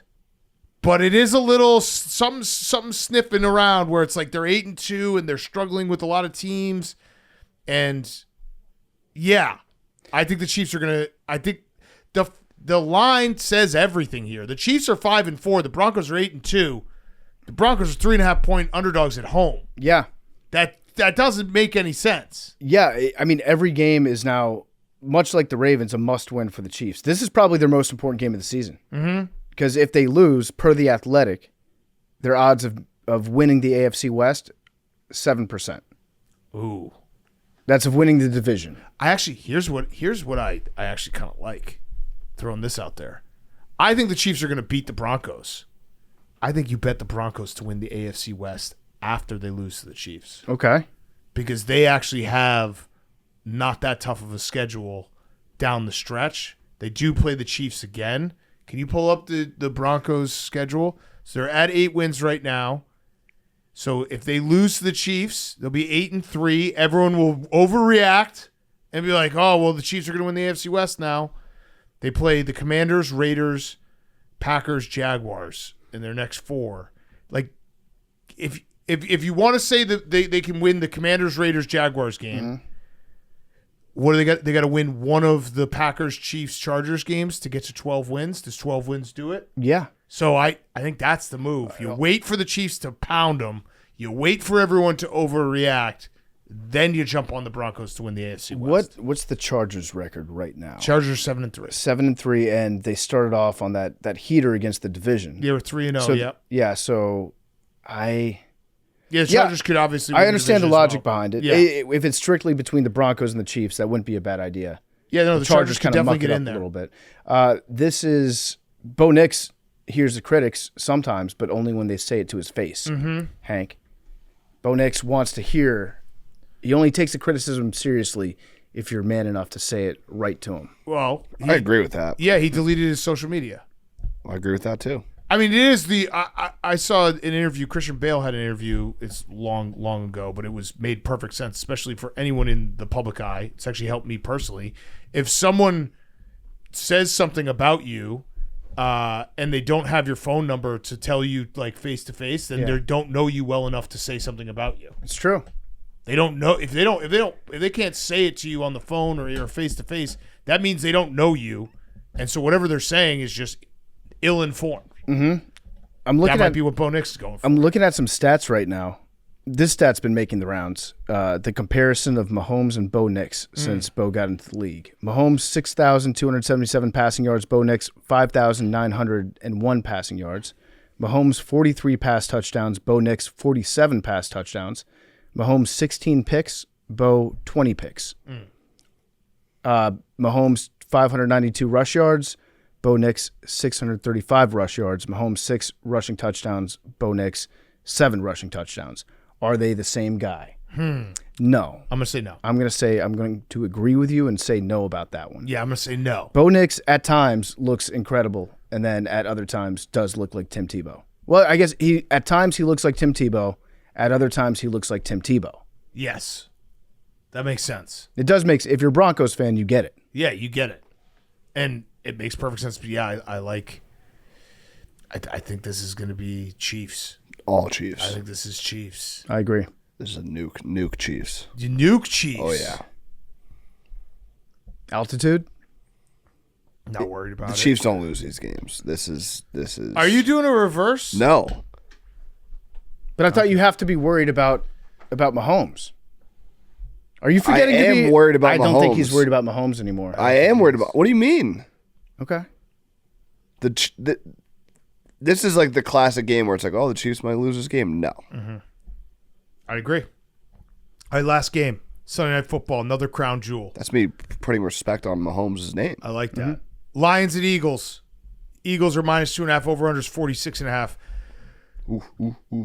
Oh, you like the Lions? Love the Lions. You love the Lions. Everyone loves the Lions. I like this the week. Eagles. Everyone loves loved the the Lions. Eagles on Monday. That's not true. Everyone loved the Packers too. Oh. Did you know that Chris Broussard said this is a double must win? Chris Broussard. Yeah, Broussard. He said it's a double must win. The Lions need a signature win, and Philadelphia needs a win to keep A.J. Brown happy. I completely disagree with both. The win means nothing to AJ Brown. He literally said Also, that this signature week. wins do not. It's not the BCS. None of that fucking matters. A.J. Brown has Yeah, and been yeah, on a the win record doesn't help A.J. Brown. being unhappy after wins, even when he scores. He literally said, "I don't care about wins or losses when the offense looks like it does." It's actually so A.J. Brown had a pretty good. He had a media availability. So the week is gone. The Eagles win Monday Night Football. And A.J. Brown goes on, plays some video games, and tells everyone who has him in fantasy to drop him because he ain't doing shit. And then he talked to the media, and he said it's not about Jalen Hurts. But the offense is kind of stuck in mud. He shouldn't do this as much of a distraction as, but everything he said was kind of right. Like, the Eagles are winning, but the offense does not look good. Mm-hmm. That's facts. And people should drop me from fan. Yeah, he has not had a great season so You far. shouldn't say any of this shit. I'm okay with it. Yeah. Listen, it was said on Twitch stream. It was a heated gaming moment. Mm-hmm. Those They things happen. happen. Yeah, they happen. How are you feeling, Max? About AJ Brown? About everything. Must win. Sure, must win. No, you don't mean that. All right, so that's not. Must Not a win. it's Yeah, not a must must. win. No, it's not a must win for you. I mean, every single week the Eagles play another top team in the NFL, and it's a must-win every week. We have the hardest fucking schedule of all time. Yep. And here we go again. It's going to be another must-win. We'll probably win again, and everyone will still say the Eagles suck. It's just the same thing over and over, week after week. Yep. And that's just the way it is. Yeah, I actually agree with that. I think the Lions are very good. Obviously, the Lions secondary is getting back to health. The Lions outdoors are different than the Lions at home. This feels like maybe this could very well be the NFC Championship preview. Mm-hmm. And I do respect Dan Campbell for standing on the table. Remember, Dan Campbell was the only one of the teams that were playing the Eagles this year that voted to keep the tush push. He had a great He quote said, this week. he said, I'm a purist. You take something out of the game, then we're taking the next thing out of the game, and pretty soon we don't have pads anymore. Then pretty soon you're only playing 30 minutes. They've got a niche. They've found something. They're good at it, and it's for everybody else to stop. That's a man. Mm-hmm. That's a Pretty man. soon we're going to take pads away. Pads out of the game. That was such a funny way to Play say 30 it. minutes. Yep. I know. I do like the Lions this week. No disrespect to Max. I just think.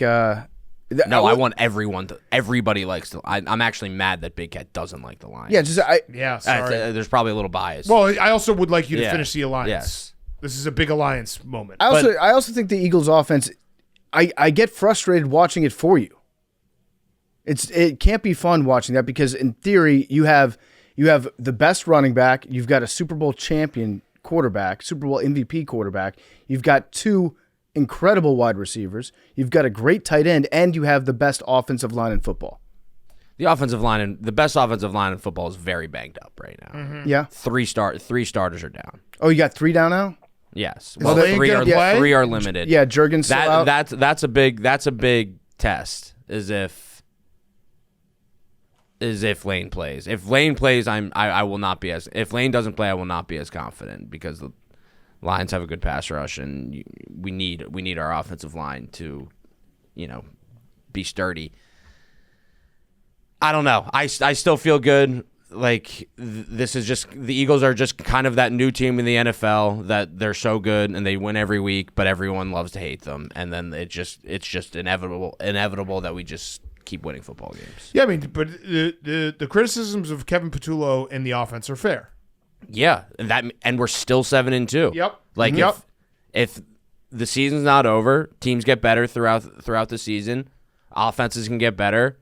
If they can figure it out, good luck. The defense last week looked insane. Yeah. It looked insane with It did. our defensive And line back. And now you have Dan Campbell calling plays. Do you think there's a chance Nick Sirianni should start calling plays? Pulling to Dan Campbell? No, not yet. I think Dan Campbell was also very smart about that. Yeah. He was very smart. He's like, yeah, I think maybe this week. Yeah. Who are we playing again? Commanders. Oh, the Commander. Yeah. Yeah. You know what? I'll give play calling a shot this week. We'll You're see right. if that looks a little bit better. You're right. Very smart move by him.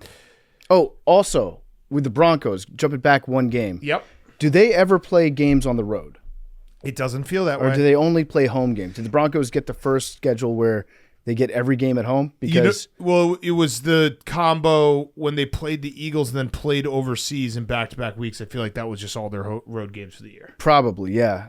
They probably tick up a little bit at the end of the season, but I think it's 4 out of 5 at home. Yeah, it does They're feel the like home we've team. watched a lot of, and I love watching. There's something about Mile High and just you get a little romantic about football, and just there's something about it. Although to Hank's point, win. What? I'm more so. I'm looking at the Lions schedule. The Lions 3 losses that they have, the Eagles have beat every single team. Okay, we were talking. About I know. getting romantic about Mile High. I didn't. That's why I try to cut myself.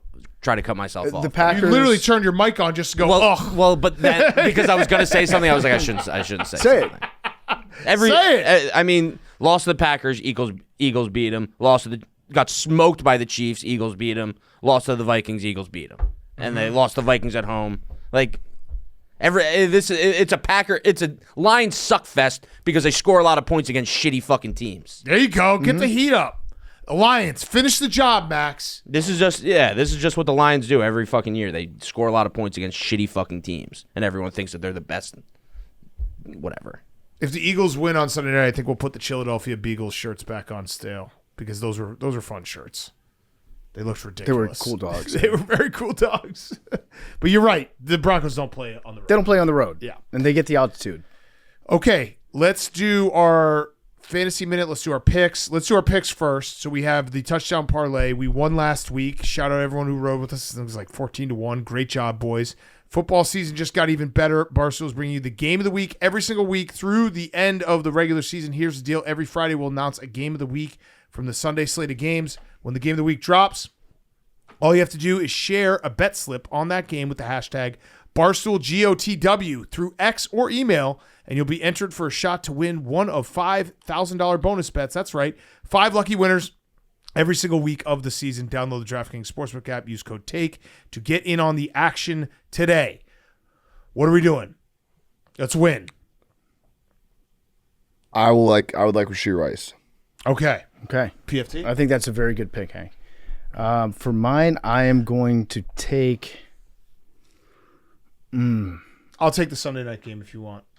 Okay. All right. Who do you got Sunday night? AJ Brown. Oh, okay. I like that. We have to, I right? like that. I like We that. have to. Well, yeah, there's one other one where we could if we really want to get nuts. Jared Goff? No. Who? Amon-Ra. Oh. Yeah.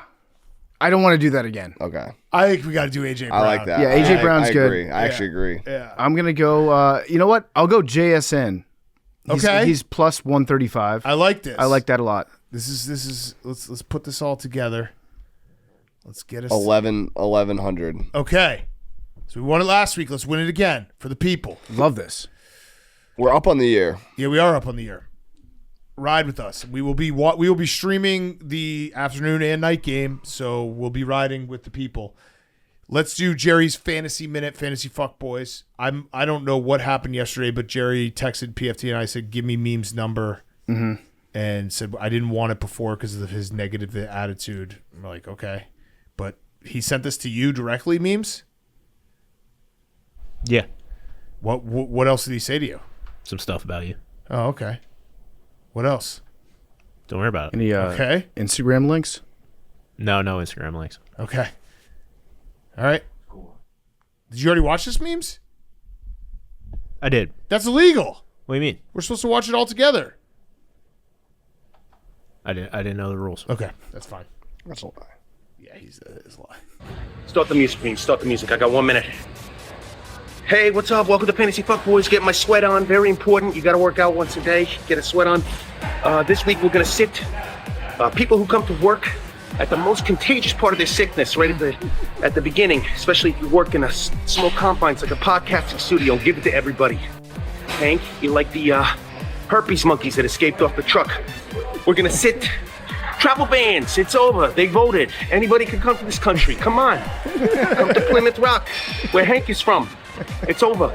We're gonna sit, people who use S when they say Illinois. Come on, Zach. I have nothing to do with Illinois. I know it's Illinois. No S there, dude. We're gonna sit the entire staff at PMT because Hank gave them monkeypox. Bye-bye. We're gonna start Joe Flacco. Rare double revenge game. Baltimore and Joe Burrow's in the building. And start the Green Bay defense. I did it. Call 1-800-VACCINATION. Hank, you fall. Oh, he's coughing right now. As we speak, yeah. The double revenge game.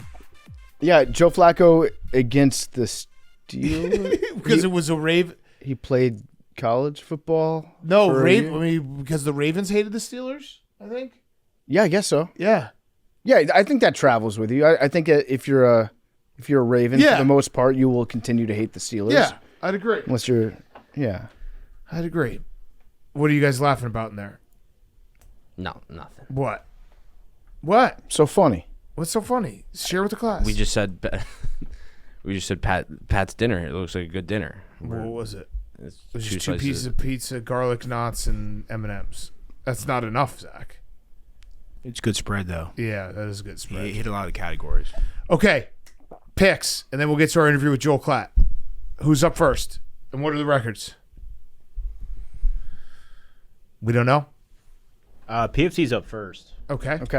Big Cat's 13 has 13 points. Max is 11. I have 10. Memes and Zach have 9. PFT has 8. I'm going to go Ravens, Browns, under 39.5. Okay. I am going to go with the Kansas City Chiefs minus 3.5. You know, I mean, come on. We both like it. Kansas City Chiefs minus 3.5. Give me the Spunder, 47.5. The Spunder. Madrunder. I love The that. Madrunder. Commanders, Dolphins, under 47.5. I wish I could bet the fucking Chiefs. I'll go Bucs plus 6. Okay.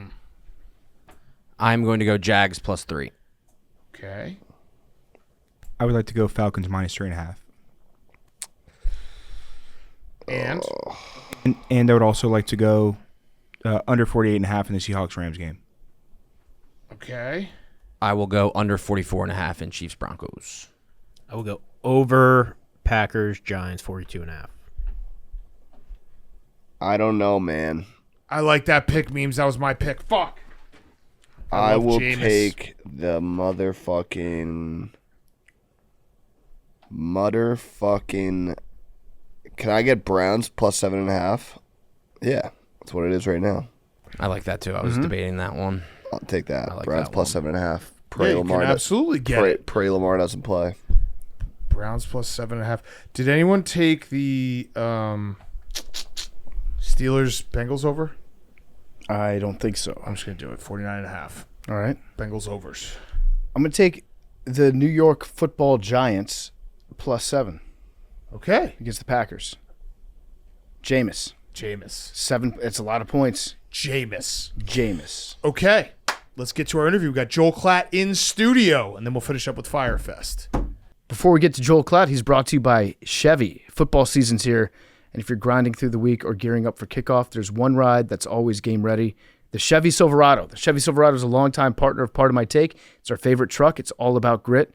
From job site to tailgate, Silverado lets you show up strong and tackle any task. It's built for the hustle, ready for the game. It's America's most dependable full-size truck. They also sponsored the Lowman Trophy, awarded to the nation's top collegiate fullback. Right now, I've released a watch list of one person. It's just one person that's on my list. But I will tell you, Eli Heidenreich from Navy, he is going to be a Lowman Trophy finalist. We'll be announcing the others shortly. But congratulations to Eli for making that, and congratulations to Chevy for sponsoring the award. For JD Power 2025 award information, visit jdpower.com/awards.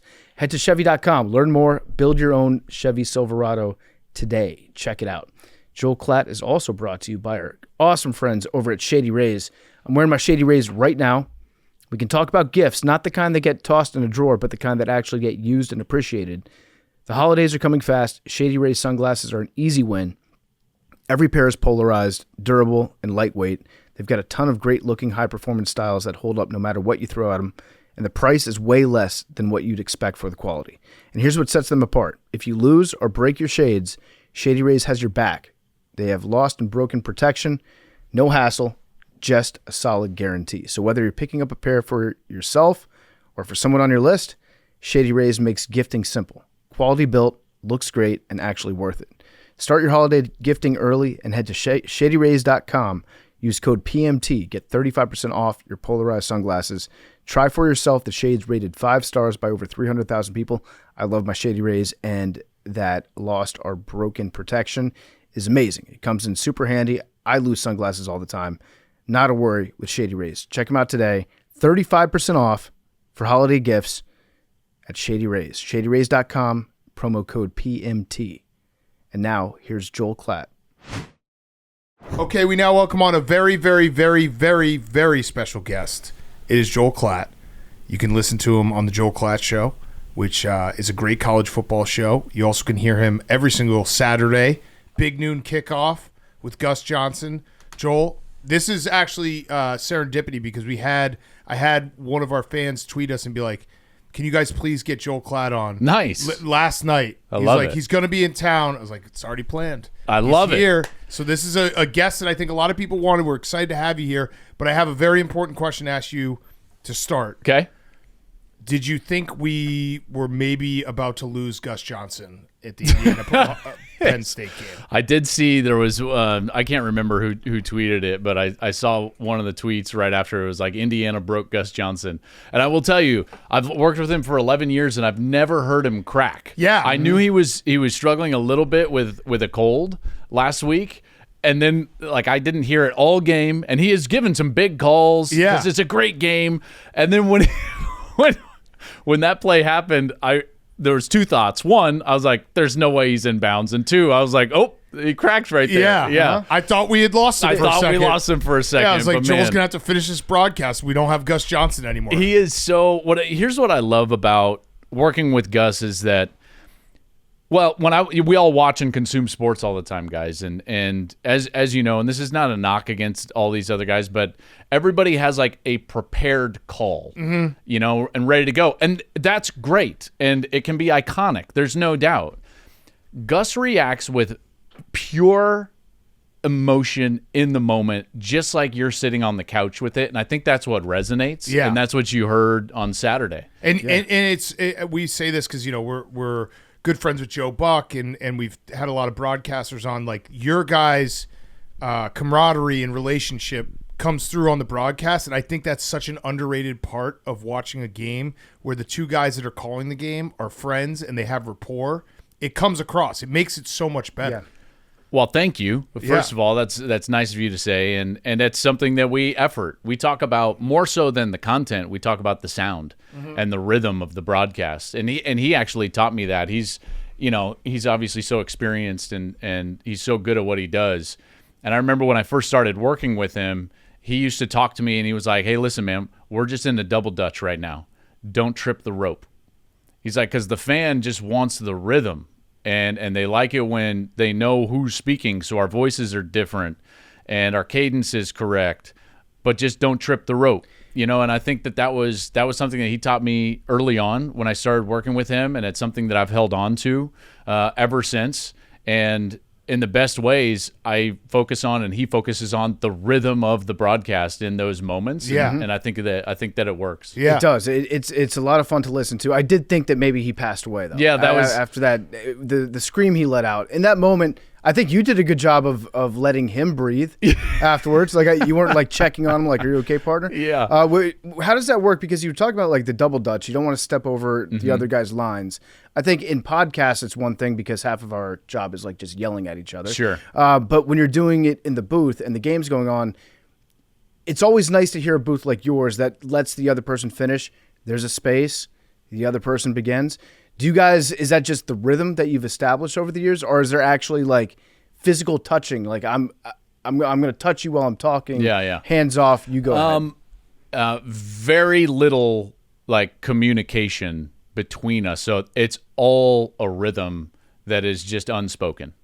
And I think it comes with, and we focus on this, by the way, with our entire crew. I'll give our producer and director a big shout out as well. Chuck McDonald's our producer, Rich Dewey is our director, and the four of us, along with Jenny, so the five of us on the sideline, we understand that each one of us has a role for a certain moment within the game where the game is ours. You know, we know when it's Gus's time, and everybody in that team knows, all right, it's Gus's time, and he's going to go to 10, and that's the moment. Everyone knows when it's like, all right, it's time for Joel to set up what's going on, what's just happened. You know, it's my time in the game. We know when it's the producer's time. He's backed up on breaks. We got to get some sales items in, and we're going to lay out a little bit more so that he can work. We know when the emotion in the stadium is so great that any words we say are going to ruin it. That's the director's time to take shots and cut around and bring the fan at home into the stadium. And then we know when it's time to get a story and further the story on the field and go down to Jenny. So I think it's legitimately, as nerdy as this sounds, it's understanding your role, just like any team. There's a book that I love, and again, I know this sounds nerdy, but there's this incredible leadership book called Good to Great by Jim Collins. And one of the premises in the book is that in any business or in any group, you've got to have the right people in the right seats on the bus in order for it to succeed. And that's how I view our crew. Like, we are all in unique seats, and we all understand when each of us need to take the forefront of the broadcast. Yeah. It works, and I love it. I also listen to your podcast. I don't know if you have a name for your listeners. Is there like a fan base that I'm a part of I'm not? I don't. That's Klatt's Brats. I don't know. That would be interesting. Yeah, but okay. I do listen to the show. You've been telling me that we're entering the golden age of college football. Yes, I have. For like the last 3 or 4 years. Yes. Are we still in the golden age? Are we about to enter it? Are we in it right now? I think we're in it. Okay. I think that we really are. I do. I don't. I think college football has never been better. Okay. I think we're going to get to it once we kind of get a little bit more adjusted in the NIL world. Totally agree. Yeah. And I'm not saying it's perfect. Yeah. But it's never been better. And that's why I say that we're about to enter this incredible era of college football, is because it's really messy, and yet the product is better than we've ever had it before. And there's more teams that are involved at the top end of the sport than ever before, more fan bases that are involved. And, I mean, look at Texas Tech and Indiana. Yeah, you know, Vanderbilt. 10 years ago, if you'd have said, like, yeah, these teams are going to be, you know, in the top 6 and competing for a national title, you would have thought you were crazy. Yeah. You know, it was Alabama, Clemson, and Georgia, and that's it. And maybe Ohio State. Yeah. And to that point, I was explaining to someone the other day about, like, the college coaches and the buyouts and all this stuff. And I agree with a lot of what you're saying. The NIL stuff, once it kind of stabilizes, I think we'll really be in the golden age. But in Indiana is a perfect example. 10 years ago, Curt Cignetti is gone to Penn State instantly. 100%. It's not even a question. He's 100%. Out. But now it's a new world where why can't he win in Indiana? That's right. Why can't Clark Lee stay at Vanderbilt? Like, he can. That's right. Lane Kiffin might stay at Ole Miss. He should. He might. I've been told that basically they've told him write a number down. Yeah. And LSU has told him the same thing. And I think he wants Florida. Yeah. But they're hemming and hawing. You know, so that's the domino that's going to fall. But this conversation is so fascinating because we've seen this. You know, Dan Lanning turned down Alabama to stay at Oregon. Right. That's great for the sport. I think Joey McGuire's at his dream job. It's Texas Tech. You know, that's great for the sport. And it's going to put these open jobs in a real bind. I think Penn State's in a bind right now. I think Auburn's in a bind right now. It's like, who are you going to hire? Yeah. If you're Penn State, who would you be looking at right now? That's a great question. Thank you. It really is. Thank you. It really is. Because the SEC openings are so obviously, it's like, well, we're going to try to get Lane. Right. And Penn State, it's not as obvious. I think what happened at Penn State is that they felt like they could get Curt Cignetti. And so they made the move, and then immediately Indiana just is like, boom, 11.6 per year. And it's like, whoa. Yeah. And the reason I feel that way is that I don't think Penn State was going to go with the search firm, and then now they have a search firm. So it's like there's now 2 different strategies that have been played out at Penn State. Okay, so I'm dancing around your question. Who would I target, or do I think they're going to target? I guess who would you target, and then who do you think we can do both. Okay, so if it was me, I would call Brian Kelly, although that's not very popular. I would call Pat Fitzgerald, although there's whatever you want to call it. I think Pat Fitzgerald is going to get hired by a big school, and I think that he should. Yeah, and he should. I'm firmly he's one of the best college football coaches I've ever been around. It's a shame that he's not in right now. I think he's going to get in this cycle, and whoever gets him is going to be really lucky. I'll throw out another name that I think is fascinating is Jim Mora at UConn. He's doing a hell of a job, and if you actually look at what he did at UCLA and what UCLA is historically, it's like, okay, that guy can coach, and he's doing a heck of a job at UConn. They just beat Duke last week. And then the last name I would throw out there, and everyone in Ohio wants to hit me over the head when I say this, but Brian Hartline. Yeah. I would call Brian Hartline. Can I give you one more name? Yeah. And it probably wouldn't happen because I think, unfortunately, Penn State's in a weird spot where they have to hire someone that everyone immediately is like, wow, that's great. Yeah. Fran Brown has a down year right now with Syracuse, but that guy can recruit the hell out of football, and he knows the area. He's from New Jersey. He coached at Temple. Like, that's a guy. It would probably not be popular, but I bet you with Penn State's resources, he would make them a winner. Here's what's fascinating to me is I get in these conversations. I was just on with Coward this week, and he's talking about, like, you got to have a tried and true winner and a guy that's been a head coach before. And I'm like, timeout. And unfortunately, I didn't think of this because I'm not, like, quick enough. But afterwards, I was like, wait. The three coaches who have won national championships in college football are Kirby Smart, Dabo Swinney, and Ryan Day. None of them had head coaching experience before they got the job where they ultimately won a national championship. Yep. You would put Dan Lanning in the elite category. You would put Lincoln Riley in the elite category. There are so many guys that didn't have head coaching experience before they got a job where they were ultimately an excellent head coach. Yeah, and not only that, winning the press conference does nothing. No, it doesn't. The more schools should wake up, especially this year. If you look around the landscape, we talked about Cignetti, Clark Lee, all that stuff. But one of the best teams in the country is Texas A&M, and what they do, they won the press conference with Jimbo Fisher, and then they got a guy Mike Elko, who everyone's like, oh, what, dude? Yeah. Okay. Mm-hmm. He's an unbelievable coach. Not only that, he's a great fit at Texas A&M. Yeah, and understands it, and they've had a great year. I totally agree with you. And for Penn State, they need a great fit. Yeah, and the Hartline thing for me, Brian Hartline will be a head coach at some point, somewhere. I don't know where, and he's going to succeed because he recruits incredibly well. He's very detail oriented. And his whole career, he's had more of an eye towards the CEO position rather than the play caller position. So, yes, he's calling plays now at Ohio State, but in the back of his mind, he's always built himself and tried to ready himself to be a head coach. Because now more than ever, I don't really care if you can call plays. It's so much bigger than that, guys, because of NIL, like you've mentioned, because of the transfer portal. Now you have a GM. You got to build a roster every single year. You've got this revenue share that you've got to divide amongst the players. You got to talk with their agents. It's really not about whether you can call defense or offense. It's can you hire a great staff and then manage all of those things within your organization. Yeah. So who are they going to hire? Because that was who they should look at. But who do you think it's going to end up being? I think it's going to be one of those guys. Okay. I do think it's going to be one of those guys. Yeah. And it's weird that Penn State is not the premier job in a carousel because this is, LSU and Florida. So I caught a bunch of flack for saying I think LSU is a top 3 job in college football. I agree. Let's see, top 3. I think it's a better job than Alabama. I would say I did. So that's what I caught. That I totally agree with that. And it's not a slight at Alabama, but and we've said this on this podcast, and we've had people come on and explain it. But LSU has the unique thing. It's actually probably the only 2 states is Ohio State and Louisiana, where kids are born in that state, and that's all they want to do is play for that school. And that right there gives you a leg up. There's also more resources at LSU than there are at Alabama. Yeah. Like they've got a couple of boosters that are just, how do you call it? They're just a little bit more in the shadows than other schools. Like Texas Tech, this guy at Texas Tech, he's very much at the forefront. Oh, yeah. Names on the field. And it's like, I'm the guy doing this.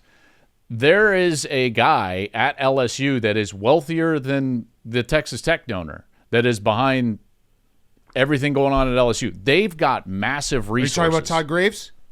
The Raising Cane's. Yeah. He's a friend of ours. Yes. Yeah. So He's the man. Yeah. He's incredible. Yeah. And committed to that place, and he's among others as well. Right. So like, Bama doesn't have that, guys. Right. They don't. They have the history, but it's also do. and it's just the in-state recruit. Like if you're taking the Florida job, you're competing against Florida State, you're competing against Miami, and obviously recruiting is so different now that it's not you pull talent from everywhere. But Louisiana, kids in Louisiana play for LSU. Kids in Ohio play for Ohio State. There are 5 schools that can literally open up their back doors and within 20 square miles have a top 5 recruiting class. Mm-hmm. It's Miami, Texas A&M, Texas, LSU, and USC. Yeah. I don't think there's another one. Maybe Georgia is in there as well, but I think you've got to go a little bit further. But when you're talking about recruiting base, like those schools have a base that they can pull from to get as good a talent as anybody. Now, do you think that Brian Kelly's going to get hired given that he was just fired for cause? At LSU on Monday. Man. After he was fired twice. I feel bad for the guy now. I didn't think that was possible. What a mess. I know. Yeah. That is. I know. And that's the only, by the way, that's what you just asked is the only reason that job is not attractive. You got the governor. Right. Is because it's a disaster. It's Right. like, well, who's in charge? Yeah, who's my boss? You direct report to the governor of the state. That's what you have to look at. I mean, that's the reality if you're taking that job.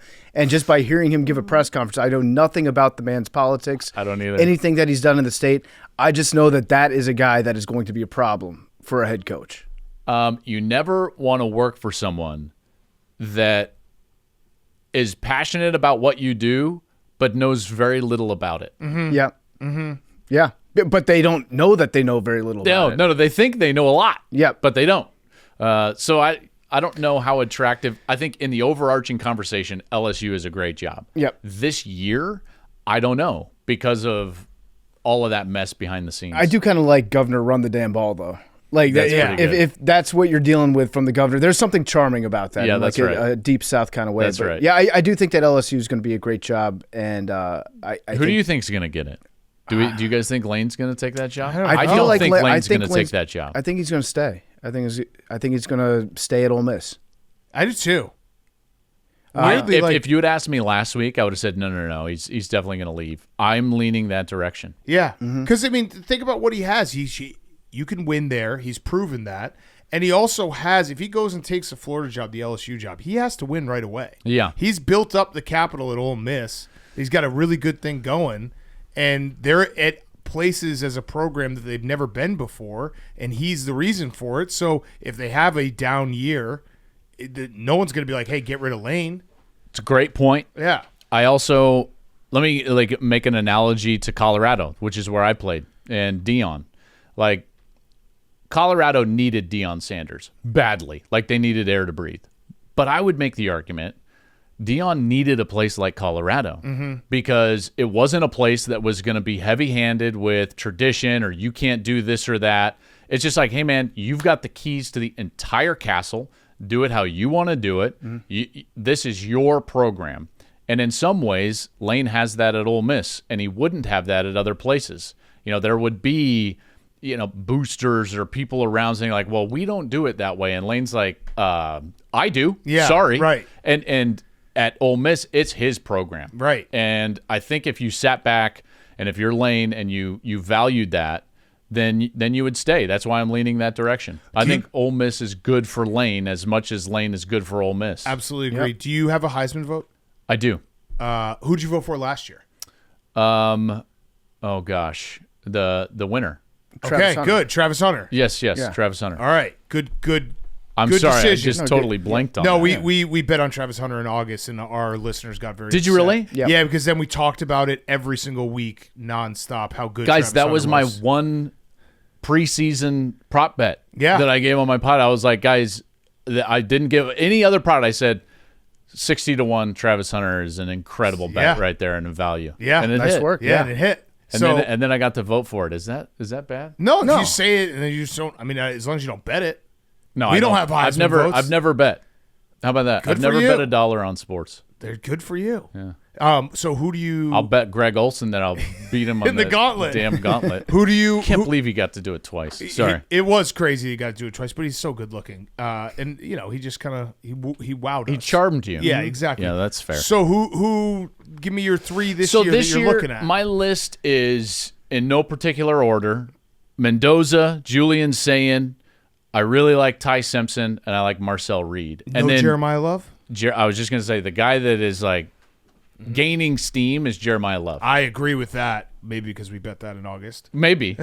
No, I don't think he has enough games left because he doesn't play a championship. The problem is not only it's the number of games, but it's the opponents. Right. Because he doesn't have the opponents. Like, Reed's going to get to play Texas. Everyone's going to watch that. Sayin and Mendoza are going to play each other. Simpson and Reed may play in the SEC championship game. So, like, they've got these marquee moments and matchups. I've always thought you needed stages to win. Like Mendoza last week. Yes. That was a stage. Yes. And greatness was required, and he delivered greatness. That was incredible. Yeah, he's unflappable. It's crazy watching. You know what he him. reminds me of is Kirk Cousins. Oh, Okay. When I sit and just talk with him. I've heard people throw out and it's a bold one, but throwing out Tom Brady, which No. I know. Listen, I wasn't. I'm saying other people have thrown it out, and then I watch him. I'm like, okay, I can see the way he moves in the pocket, the way he's decisive, accurate, and unflappable. You got to do a lot more to be Tom Brady, but I love his bounce back. Yeah. Because he's thrown some big interceptions Oh, yeah. and big moments, like the pick six against Oregon. Yeah. If you guys don't know, he throws a pick six against Oregon late in that game, and Oregon ties the game. Comes out, next drive, drives right down the field, throws a touchdown pass. He throws that pick. It allows Penn State to go up and deep into that game into the fourth quarter. Comes back, drives down the field.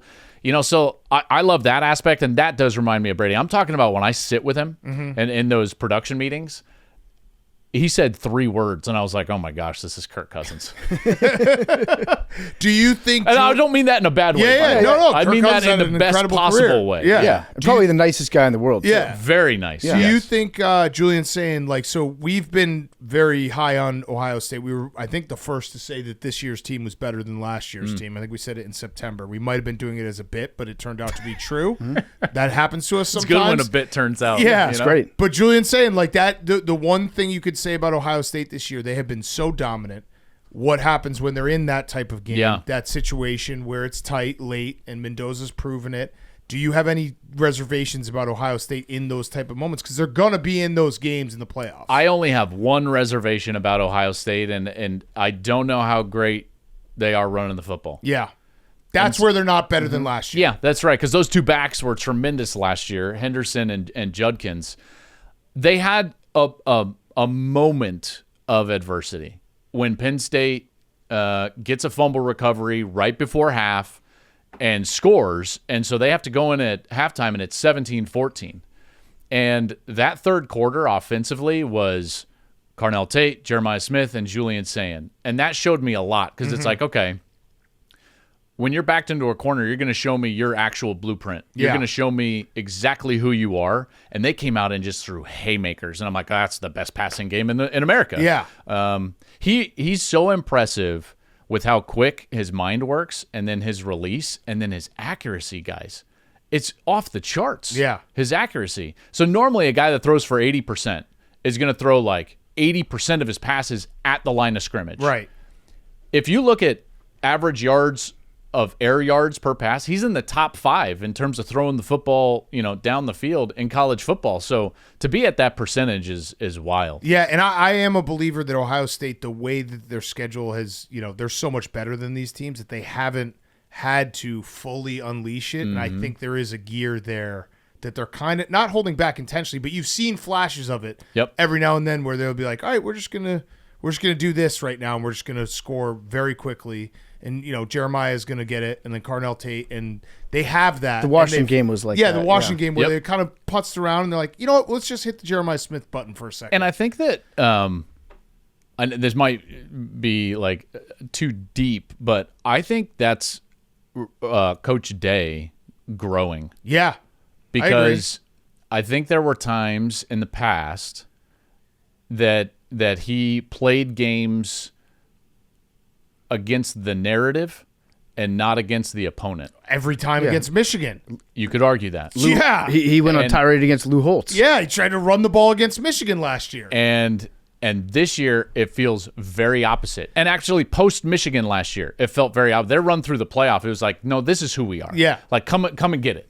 You know, and Tennessee got got that. Oregon did, you know. And this year, it feels different. They go up against Texas, and it's like there was no other opponent. It's just like, we're just going to win the game with a quarterback that's making his first start. So guess what we're going to do? Not going to put him in a precarious spot. We're going to win the football game with a great defense. And it's like, and that's fine because that's the point. Right. They did the same thing against Washington. Those two games in particular, think about from their standpoint, they've got this quarterback that is brand new. He's making his first start ever against what was at the time of the number one team in the country. So they didn't put him in harm's way at all. Didn't try to put the game on his shoulders. His first road start ever was at Washington, which at the time had the second longest home win streak in college football. So guess what they didn't do? Put the game on his shoulders. So to me, it was strategic. Yeah. You know, and people are like, well, they didn't look this or that. And I'm like, no. They kind of executed exactly what they wanted to in those moments. And now it all comes down to Michigan. Will he? It looks like it. That's... It's crazy that this rivalry has gotten to, you know, there's been points in history where the rivalry has been so great, but right now it can't have been better than the last few years. I don't know. Right? I don't know how it would be. I know the 10-year war, and I know all of that history, but guys, it's crazy. This has been, and I've gotten to call every one of them. Right. This has been insane. And you can't script it better than Ohio State having a national championship team last year and still losing to Michigan. Oh my gosh. It's crazy.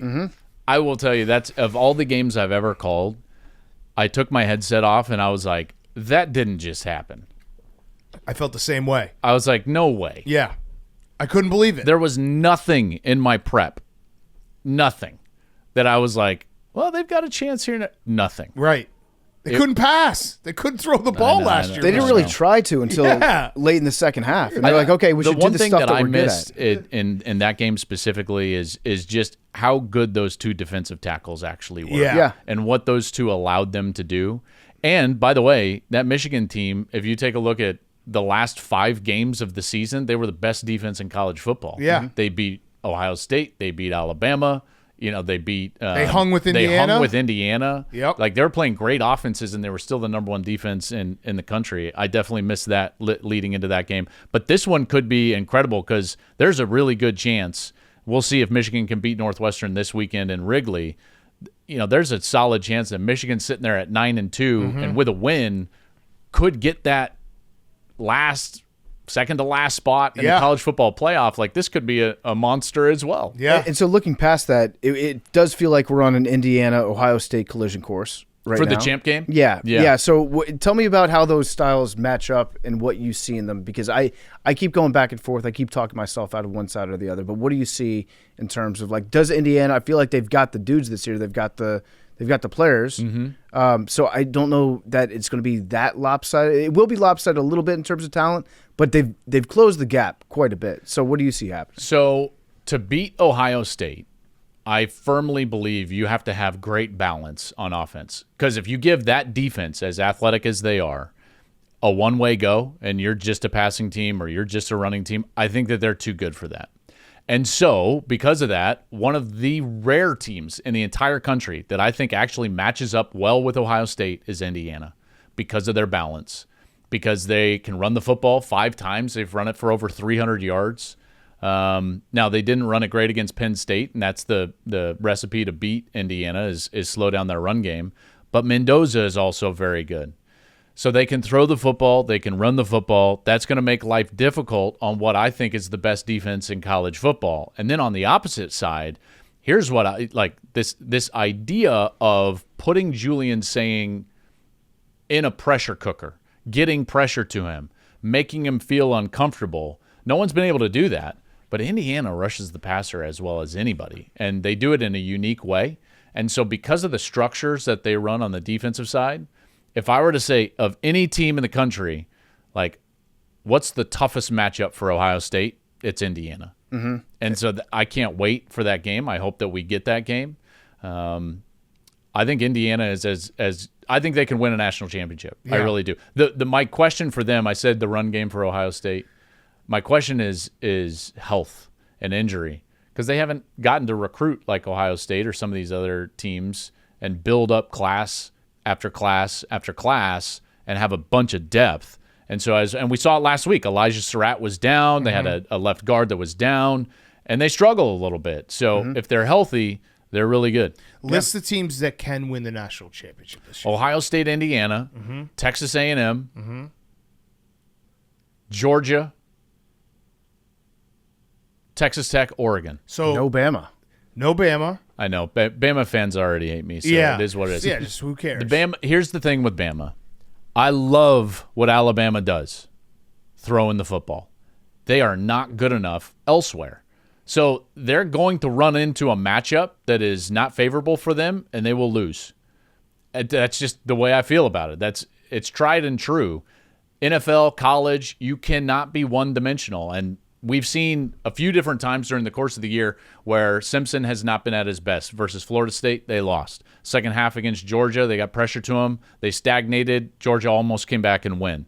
Second half against LSU, they stagnated. And now, granted, LSU couldn't do anything on offense, and they won those games, but that will come back to bite them at some point. Like, if you put them up against Ohio State, sorry. Bama's not winning that game because Ohio State can focus on the passing game. Right. What about, so you mentioned a team, Texas Tech. You've seen them live. I'm a big fan. I do think defensively, at least, they definitely have the chops. Totally. Do you trust their offense, though, in hey, we got to beat 3-4 really, really good teams here? It's borderline. It's borderline. What I do appreciate about them is that they are balanced. So they can run it. They can throw it. I think Baron Morton is a good – and part of this, too, is Matt LafLeur is their offensive coordinator. Young guy. Not many people know who he is. I love what he does. It's one of those epiphanies where I'm like, hold on, this is a guy that is doing something totally different than anybody before him. So here's what he's doing. You guys have heard of like the deep choice offense that Art Briles ran and now Tennessee runs. Are you familiar with that? Yeah. Okay. And then you've heard of like the Chip Kelly, Gus Malzahn spread running attack, right? And like that's a famous offense. And then you've got the traditional Mike Leach, Lincoln Riley air raid. Mac has married all three of those together. And so he has elements of all three in his offense, whereas like Tennessee is just a pure kind of deep choice offense and all the others are fairly pure breed. And he's got this mixture of an offense that allows him to have answers. It's one of the reasons I think that they've got a shot, and that defense is really good. Yeah. Yeah, I'm high on Texas Tech, and it's also you do a lot of Big 12 games as well. There is always going to be a perception of a Big 12 team not being good enough. Yeah. And it's like, but Arizona State took Texas to the limit. I was going to say, year. Texas, what was it, 4th and 13? Yeah. Last year? Like they were dead in the water. Yeah. Listen, Texas Tech is a heck of a team. I'm secretly hoping they don't get one of the byes because I want to see somebody have to go down there and play in That Lubbock. would be awesome. I would love Tortillas that. everywhere. Yeah, what's going on with the tortillas? The controversy. It's been banned, but they still do it. Are people sneaking tortillas into games? And if so, how are you sneaking the tortillas into the games? I have no idea. I don't know why we would ban something like this. Yeah. It seems like the definition of what harmless makes thing. college football different than the NFL. That's right. Yeah. Let's lean into that. Yes. Let's lean into our differences, our tribalism, Yes. our traditions. I'm into that. You also didn't mention Notre Dame. Yeah. You think they are... I think Notre Dame is... I don't know if they can win the national championship, but they are very good, and I think people have... The perception and the games they played at the beginning of the season are very different than what they are now in terms of defensively. Totally agree with that. I think they are elite running the football. Elite. And so it would take a really strong defense just to stop that. My concern is that even in a win, C.J. Carr played so bad against USC. And I'm like, hold on a second. Like, what happens when he sees Ohio State or when he sees Cassius Howell from Texas A&M? I know that they already played. They lost that game. So they've played their two toughest opponents and lost. And to me, like that's why I don't include them. Yeah. Oregon's still in there. I like that. Oregon is still They're in there, and I know banged that same, you could say like, hey, their toughest opponent, they lost to Indiana. There's something about that roster. So here's another thing. In the last 4 years, the team that has the most draft picks wins the national championship.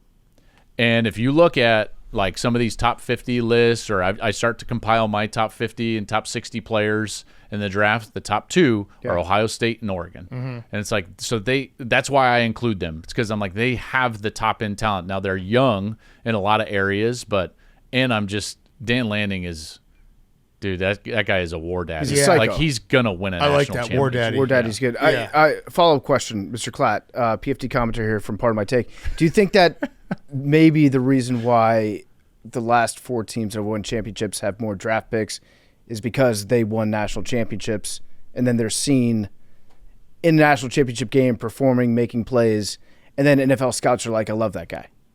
Yes, you got to have players play really well to win the national championship. Yep. If players play well, they're going to be scouted more favorably. Yep. So, yes, to answer your question, those teams, even before the season, though, you would have said like, hey, that team's littered with NFL talent.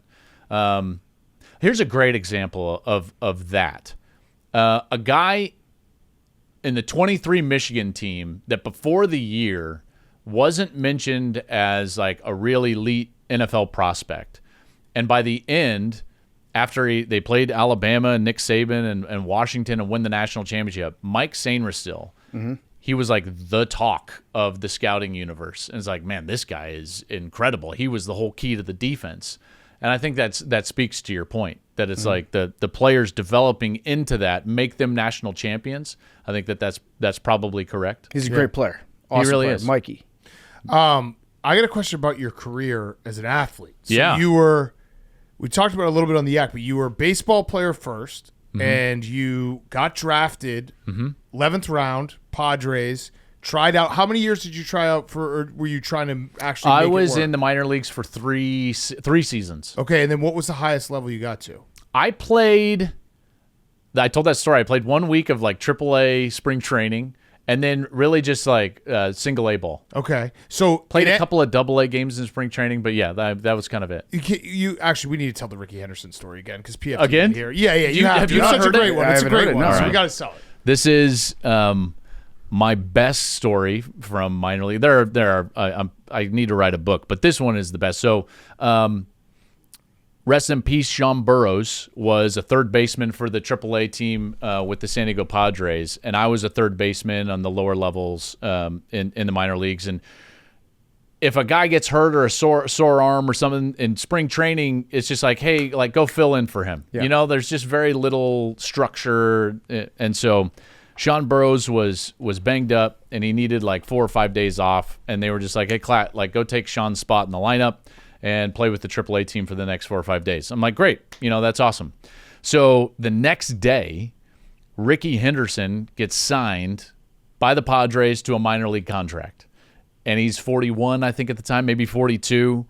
And Sean Burroughs played third, hit second on the AAA team.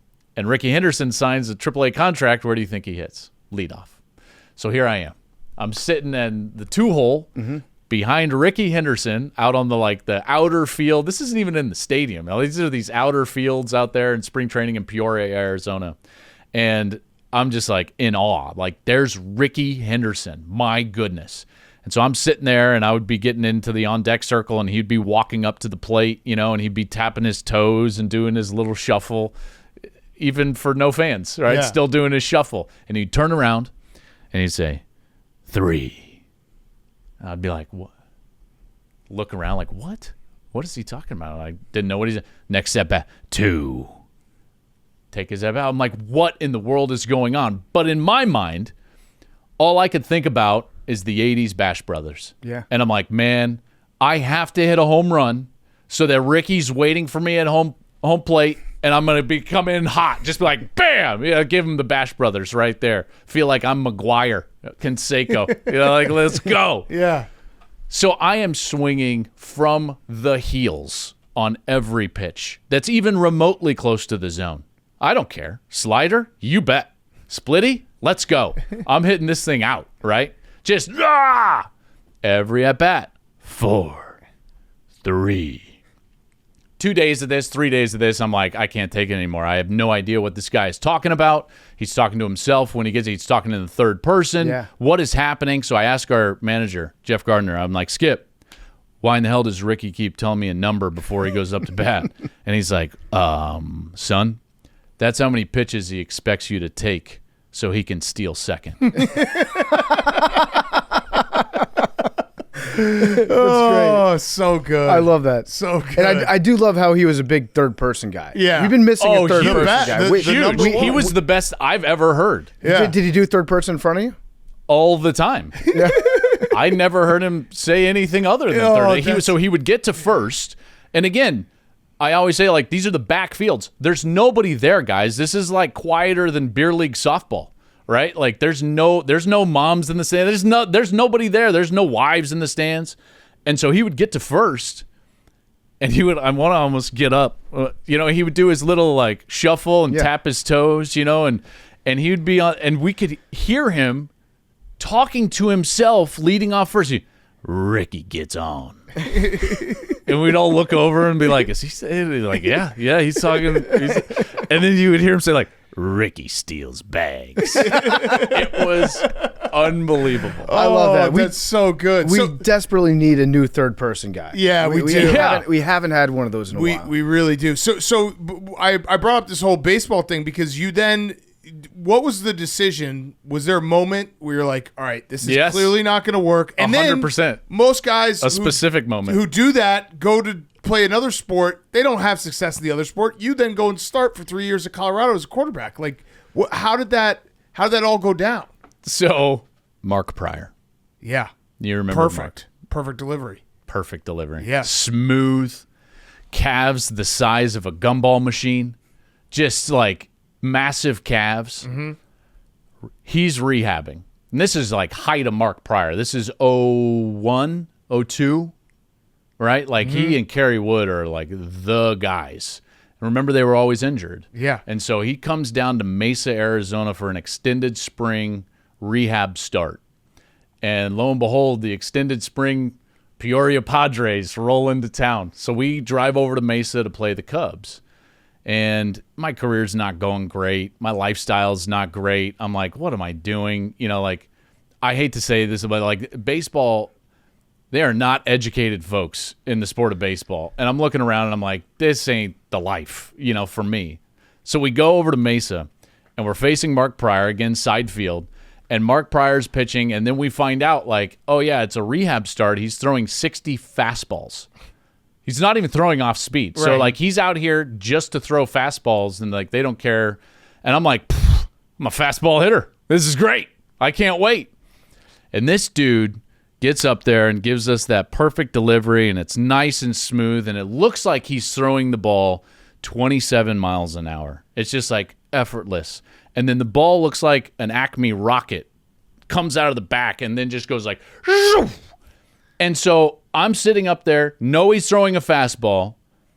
I feel like I'm a fastball hitter. I barely had my foot down, and the ball hits the glove, and I was like, I need to quit. Oh, man. That was it. I struck out on 3 fastballs, swung through 2 of them. I walked back to the dugout, and I was like, I think I need to go to college. That's incredible. So that was the moment. Yeah. So when I go back, I quit baseball, went back to Colorado, and to be honest, like I said, it was about education and lifestyle. Mm-hmm. I just needed to get out of minor league baseball. I needed to get an education, and I walked on at Colorado because of that.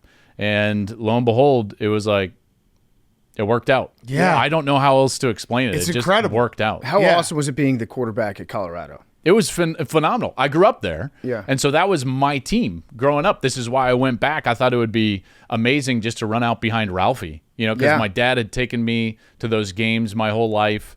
And then to be the quarterback, it was a dream come true. There's no doubt.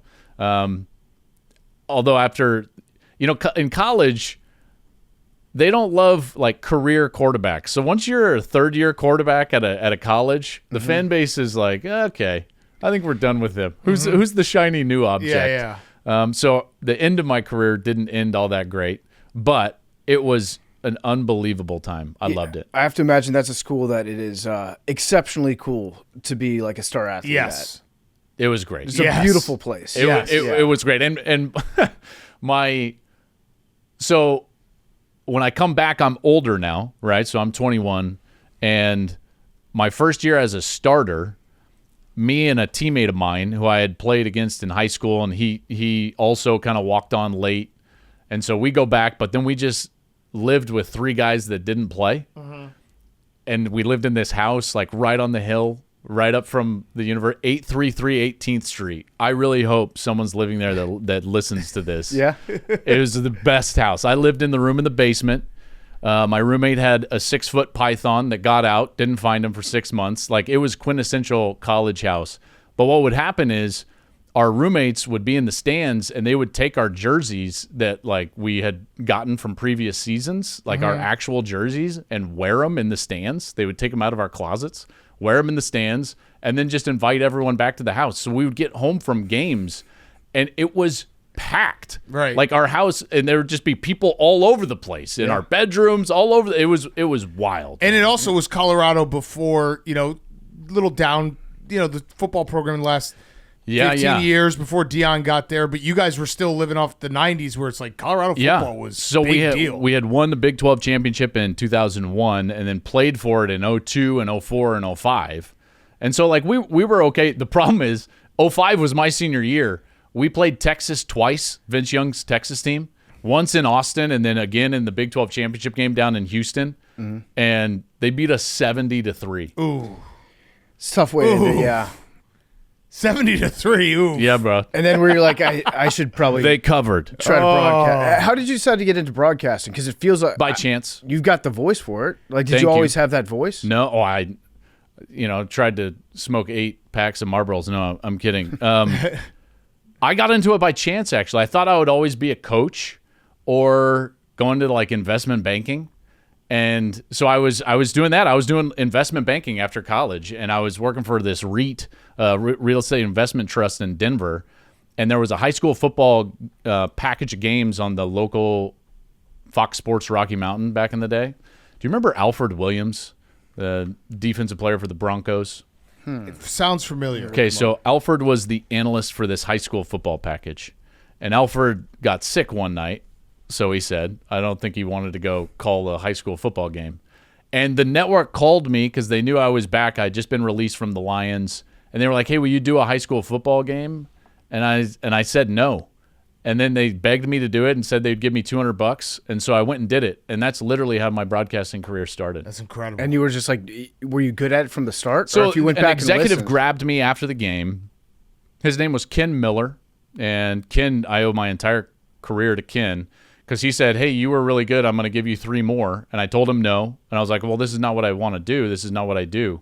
I'm a banker. And he was like, no, you're not.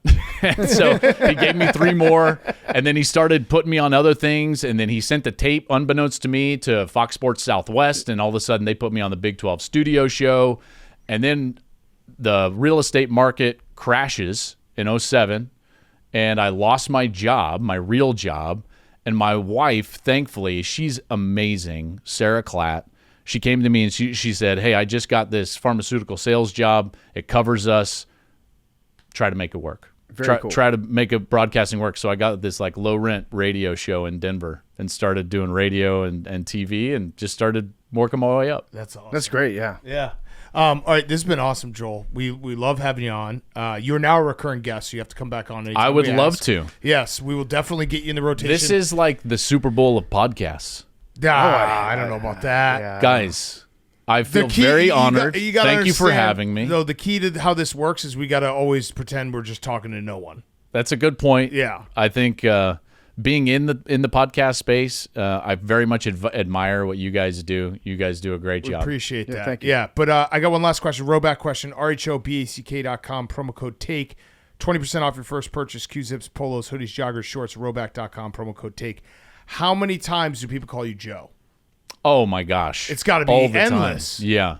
Do you think the you should have comment been a Joe? section? My nephew's name is Joe. Oh, that's so confusing. he's like in.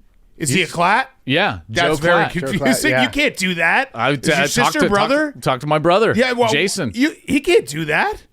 I love Joe. That's Yeah, but you can't. Joe's the man. That's too similar. I don't know what to tell you. I don't. They call all the time, and it's not just that they call me that; they type it in the comments. Yeah.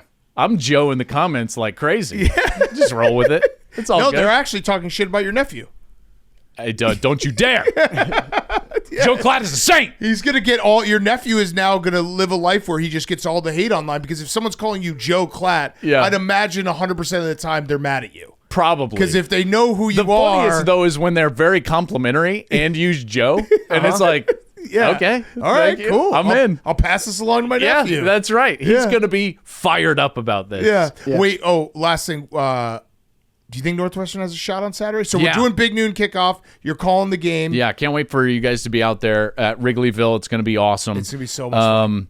Yes, Northwestern. By the way, Dave Braun's done a heck of a job with good. They're like the quintessential Pat Fitzgerald Northwestern Wildcats, where they run the ball. Caleb Komalafe is a really good player. Their defense probably plays a little bit better than their skill, although their skill is very good.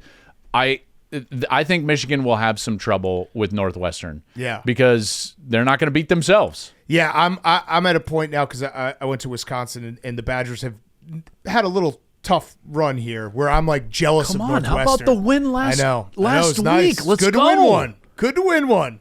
Brought old Jed Fish in there and Yeah. spanked him around. Our leading passer was our punter. Why not? Why not? Why Find not? a way to Why do not it. us? Probably because we're going to lose by about 50 to Indiana. I just want Kurt Signetti to just take it easy. He will He not. won't. There's a couple times he's taking it a little easy. He's Kurt not- Signetti yeah. There's a couple- has zero chill. Here's the thing, though. And I'm here for it. No, but there are certain coaches, like I think him and Bielema got into it a little bit in the summer, and I think that's where, like if you poke So him you a think little, Luke is on his good side? I think he might be like, hey, he's going through some tough stuff. We're not gonna. But if you poke him a little, he will remember it and go after. He'll get after it. Yeah. So I I'm love hoping- that guy. I'm hoping that maybe Kurt Signetti, I think you're a great coach. Just take it easy, man. Look at you buttering him up. Take it easy. That's wild. I feel like he's just constantly in build the resume season. Yeah. Like he knows. Like it's style points, but it's like violent style points that he's putting up on everybody. it is absolutely the underdog respect me now. Yeah. Mentality. Did you call the UCLA Indiana game? Yeah. Was there any confusion when Albert Mendoza came in? No. I loved that so much because there were so many people online who were like, look at Signetti and Indiana running up the score with their starting quarterback still in. Yeah. Because they both, it's like no, 15 and that's 16. Alberto. Yeah, they wear And similar Fernando's numbers. running around the I know, sideline I so know. hyped. It was great. So he comes into our next production meeting. I'm talking to Fernando, and all he could talk about is Alberto. And he's like, "You guys know we lived in bunk beds, right?" And we're like, "We get it, man." Like brothers. full stepbrothers mode. Did we just become best friends? Did you guys know that USC had a trick with their third string quarterback and their punter? Yeah, that ain't legal. Yeah, they didn't tell you know. about that. They didn't let you guys know about that in the production meeting, I bet. Well, I didn't call that game, and when we did call USC, they did not tell us about that. They also didn't tell us that their wide receiver was going to play.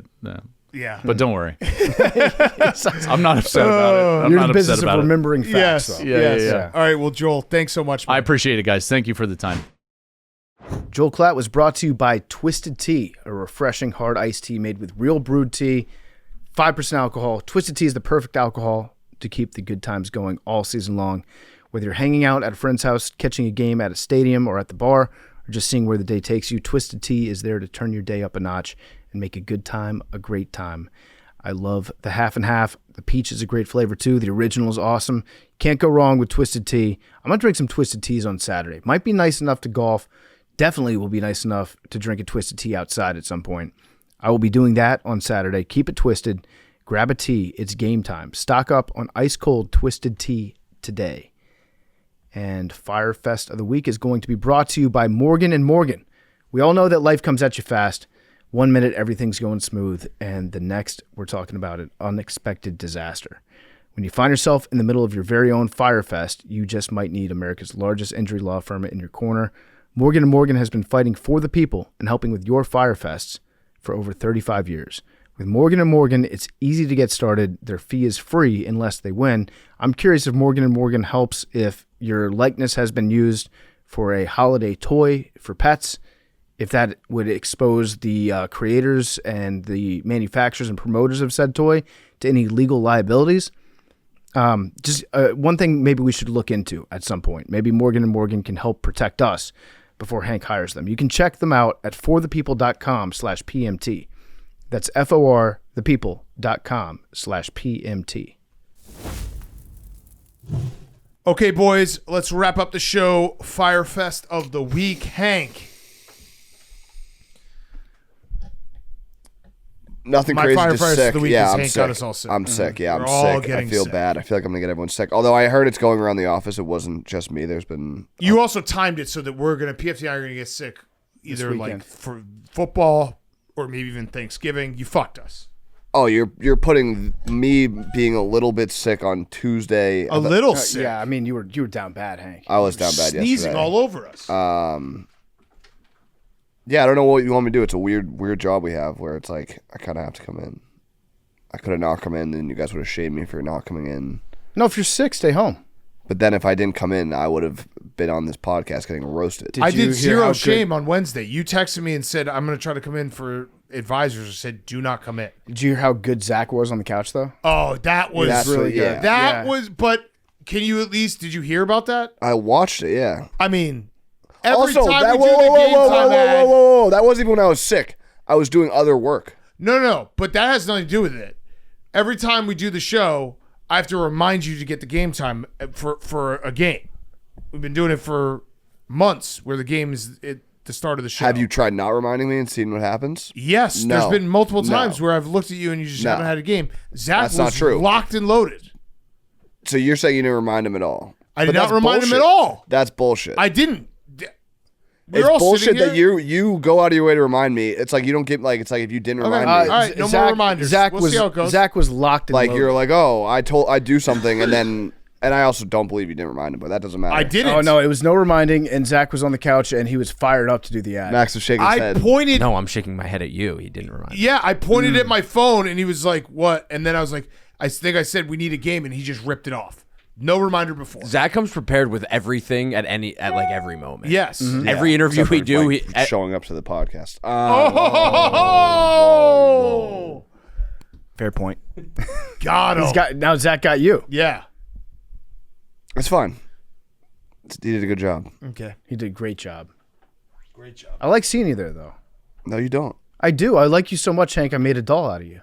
Yeah, that was actually going to be my That Fyre actually is Fest. my Fyre Fest. My Fyre Fest is that my boy Hank, my brother, he doesn't like the doll that we made from him. my dog is obsessed yeah. with this toy. I swear to God, it hasn't left her side since I gave it to It's her. the best. Like I woke up this morning and she jumped into bed and I just woke up with the Hank doll just in my bed because Yep. she was just playing with it. I got home something from about the Hank toy. Everywhere she goes, she brings that toy. got home from work yesterday.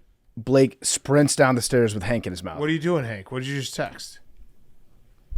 Nothing. It's a great toy. Not just for dogs either. Like a kid, Everyone. anyone, It's great. What did you grandparent. just do? Nothing. Don't We worry just about started it. talking about it. You just picked up your phone and text. Don't worry about it. Okay. It's a fantastic toy. The Hank toy is a good toy, and I can't. Black Friday, people. I'm excited for the It's people. not going to sell, so. I think it's going to sell. Oh my god! I actually wish we had like a store because it would be like early 2000s new Xbox people waiting in line for 3 nights. Yeah. Black Friday shit. Do you think it'll be car stick?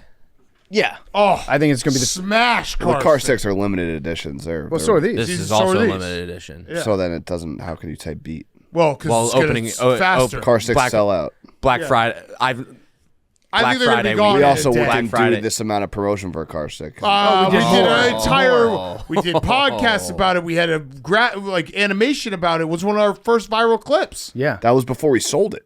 Yeah, I know. Yeah, so it had like a year of promotion built into it. We just showed people a doll of you, and it's just like they're going fucking.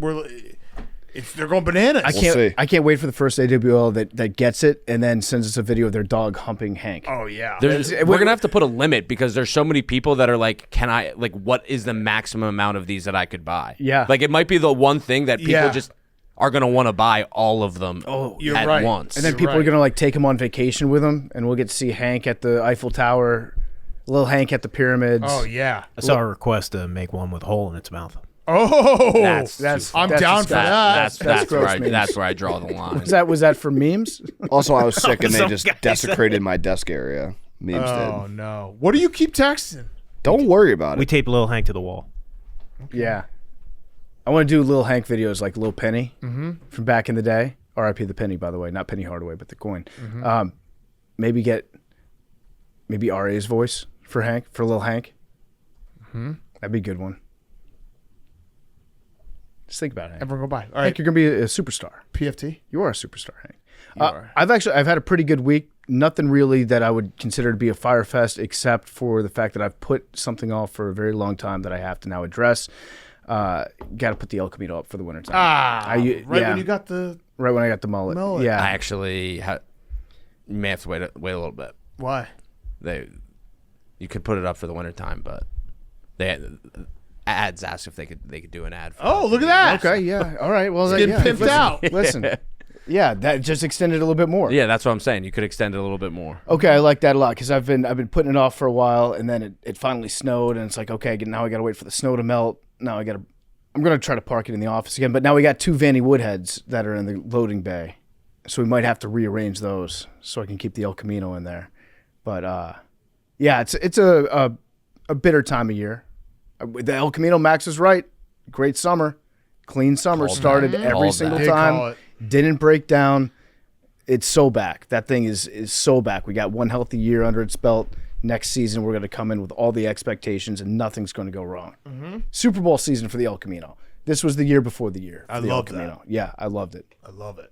Okay, Zach. My Fyre Fest is that Hank has a toy after him. He doesn't like it. I thought he would love it. I would absolutely love it if there was a thought he would love PFT it. action figure. And also, I'm 2 for 2 on successfully doing the Tooth Fairy, but I forgot my son is scared of the Tooth Fairy. Kind of lame by him, but whatever. So when he lost a tooth and Tooth Fairy he came in at like 3 a.m. It was like I had to he came in multiple times. Tooth Fairy, I don't know. I'm kind of done with the Tooth Fairy, but I am awesome at it. 2 for 2, 10 singles this time. That's pretty good. It was pretty. He was pumped. Yeah. He's like, I was like, what'd you get? He's like, $1, but 10 of them. It's like, fuck yes. That feels like way more money Oh. to a kid than if you gave him like $100 bill. Yes. Yeah. Yes. Okay, Zach. My Fyre Fest of the week is strike zones. I recently entered the a club around the world of umpires. I'm not. I just want to make sure that I do the other dudes in the club proud. I'm worried about how dialed my strike zone was. I think I might have kept it too tight. Yeah. The strike zone Video was too out tight? now? Video is out today. If you're listening to this Friday morning, it will be out this afternoon. Love it. Yep. Very so it's cool. max So punishment It is out. pitching against the Savannah Bananas. And It's fun. It was a fun very video fun. in a very cool big stadium Yep. in Chicago. Yep. In like the southern side of Chicago. A Chicago baseball stadium. Yep. And Zach, you think that your strike zone was too small? Yeah, I think I should. There could have been a little bit of liberties. I think it should have been smaller. Yeah. It was a pretty big zone. It was a pretty big zone. I thought I did a pretty good job framing those pitches too. Fantastic job, Frank. But yeah. you- I also would like to pre-apologize. I was talking some shit on every single one of you. Oh, And that's on oh, me. really? Oh yeah. I don't care. Oh yeah. Who the fuck cares?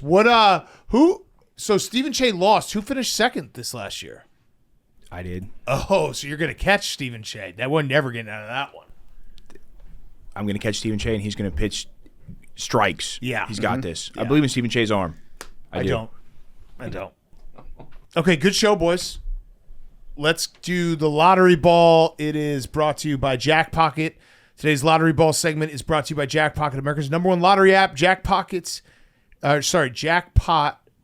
season's officially here. Powerball and Mega Millions are climbing again, and the buzz is everywhere. Order your official lottery tickets right from your phone using Jackpocket. Jackpocket customers have already won over $1 billion in lottery prizes, and now new customers can get $5 in free lottery credits. Just use our code PMT2 at opt-in. That's code PMT2 only on Jackpocket. Numbers. 3. Zach also has another Fyre Fest. Oh. Okay. I guess I had a quick one. Renewing subscriptions. Uh-huh. Yeah, they got there needs to be options to where renewing subscriptions need to go away. We need notifications on, do you want to opt in this month? We need opt-in subscriptions. Yep. I completely agree because I had that happen to me today where I finally went into my phone and I was like, I got a renewal for like Poker Go because I watched our coworkers play in the World Series of Poker. I just been paying Poker Go $20 a month from for years. I'm the same way. I think I have a DAZN subscription from, I think it was an old Canelo Alvarez fight. Yeah. That I got. And my strategy on those is just losing your debit card once a year. Yeah. Because then if you cancel that, then Yep. it gets rid of all the old ones. Kind of nature takes the course on that one. What do you have? Last month I was entering a lot of giveaways on Twitch, and last night it felt like I lost all the giveaways again because they just hit me for all the subscriptions. I was like, this is a double loss. Yep. Didn't hit on any of the sweepstakes and just got absolutely How many subscriptions? quite a few. I had like 15, 20. Oh no! You give 5 subs and they enter you to win. So like say 5 subs is $25-$30, and then like bam, you can win this PC. So you got to enter. And so how much is each sub? Each sub's like $6. So last night you just got hit with like over $100 of subs? I got hit for like 125. I got banged. Damn. Not good. It was a second loss. Did you cancel it? Did cancel you cancel it? Yo, yeah, immediately. Okay, Okay, all right. good. So just a one-time loss. That is something I would do where I would just forget to cancel it again. Have a month go by. I'm down to enter new giveaways, but I can't get banged for the giveaways a third time. We need to get Zach. We need to win. I want Zach to win one of these giveaways. Like Zach driving to the office in a Lamborghini. Like how'd you get this? Well, I entered so many times in a Twitch giveaway. Yeah, Speed gave it to me. Yeah. You just got to sub up. Anybody can win. Sub up. By the way, please sub up to Pardon My Take YouTube and go watch the video on Pardon My Take YouTube. Max versus Savannah Bananas. Okay, numbers. 22. Memes already said 3. 77. 15. Today's the day, memes. Puh. You're going to get it now. Jets are going to win tonight. I'll go 18. What? It's his day. Memes is never going to get it. I don't think the Jets are going to win. Cover? 44. Did they cover Memes? 86. I don't think that is going to happen either.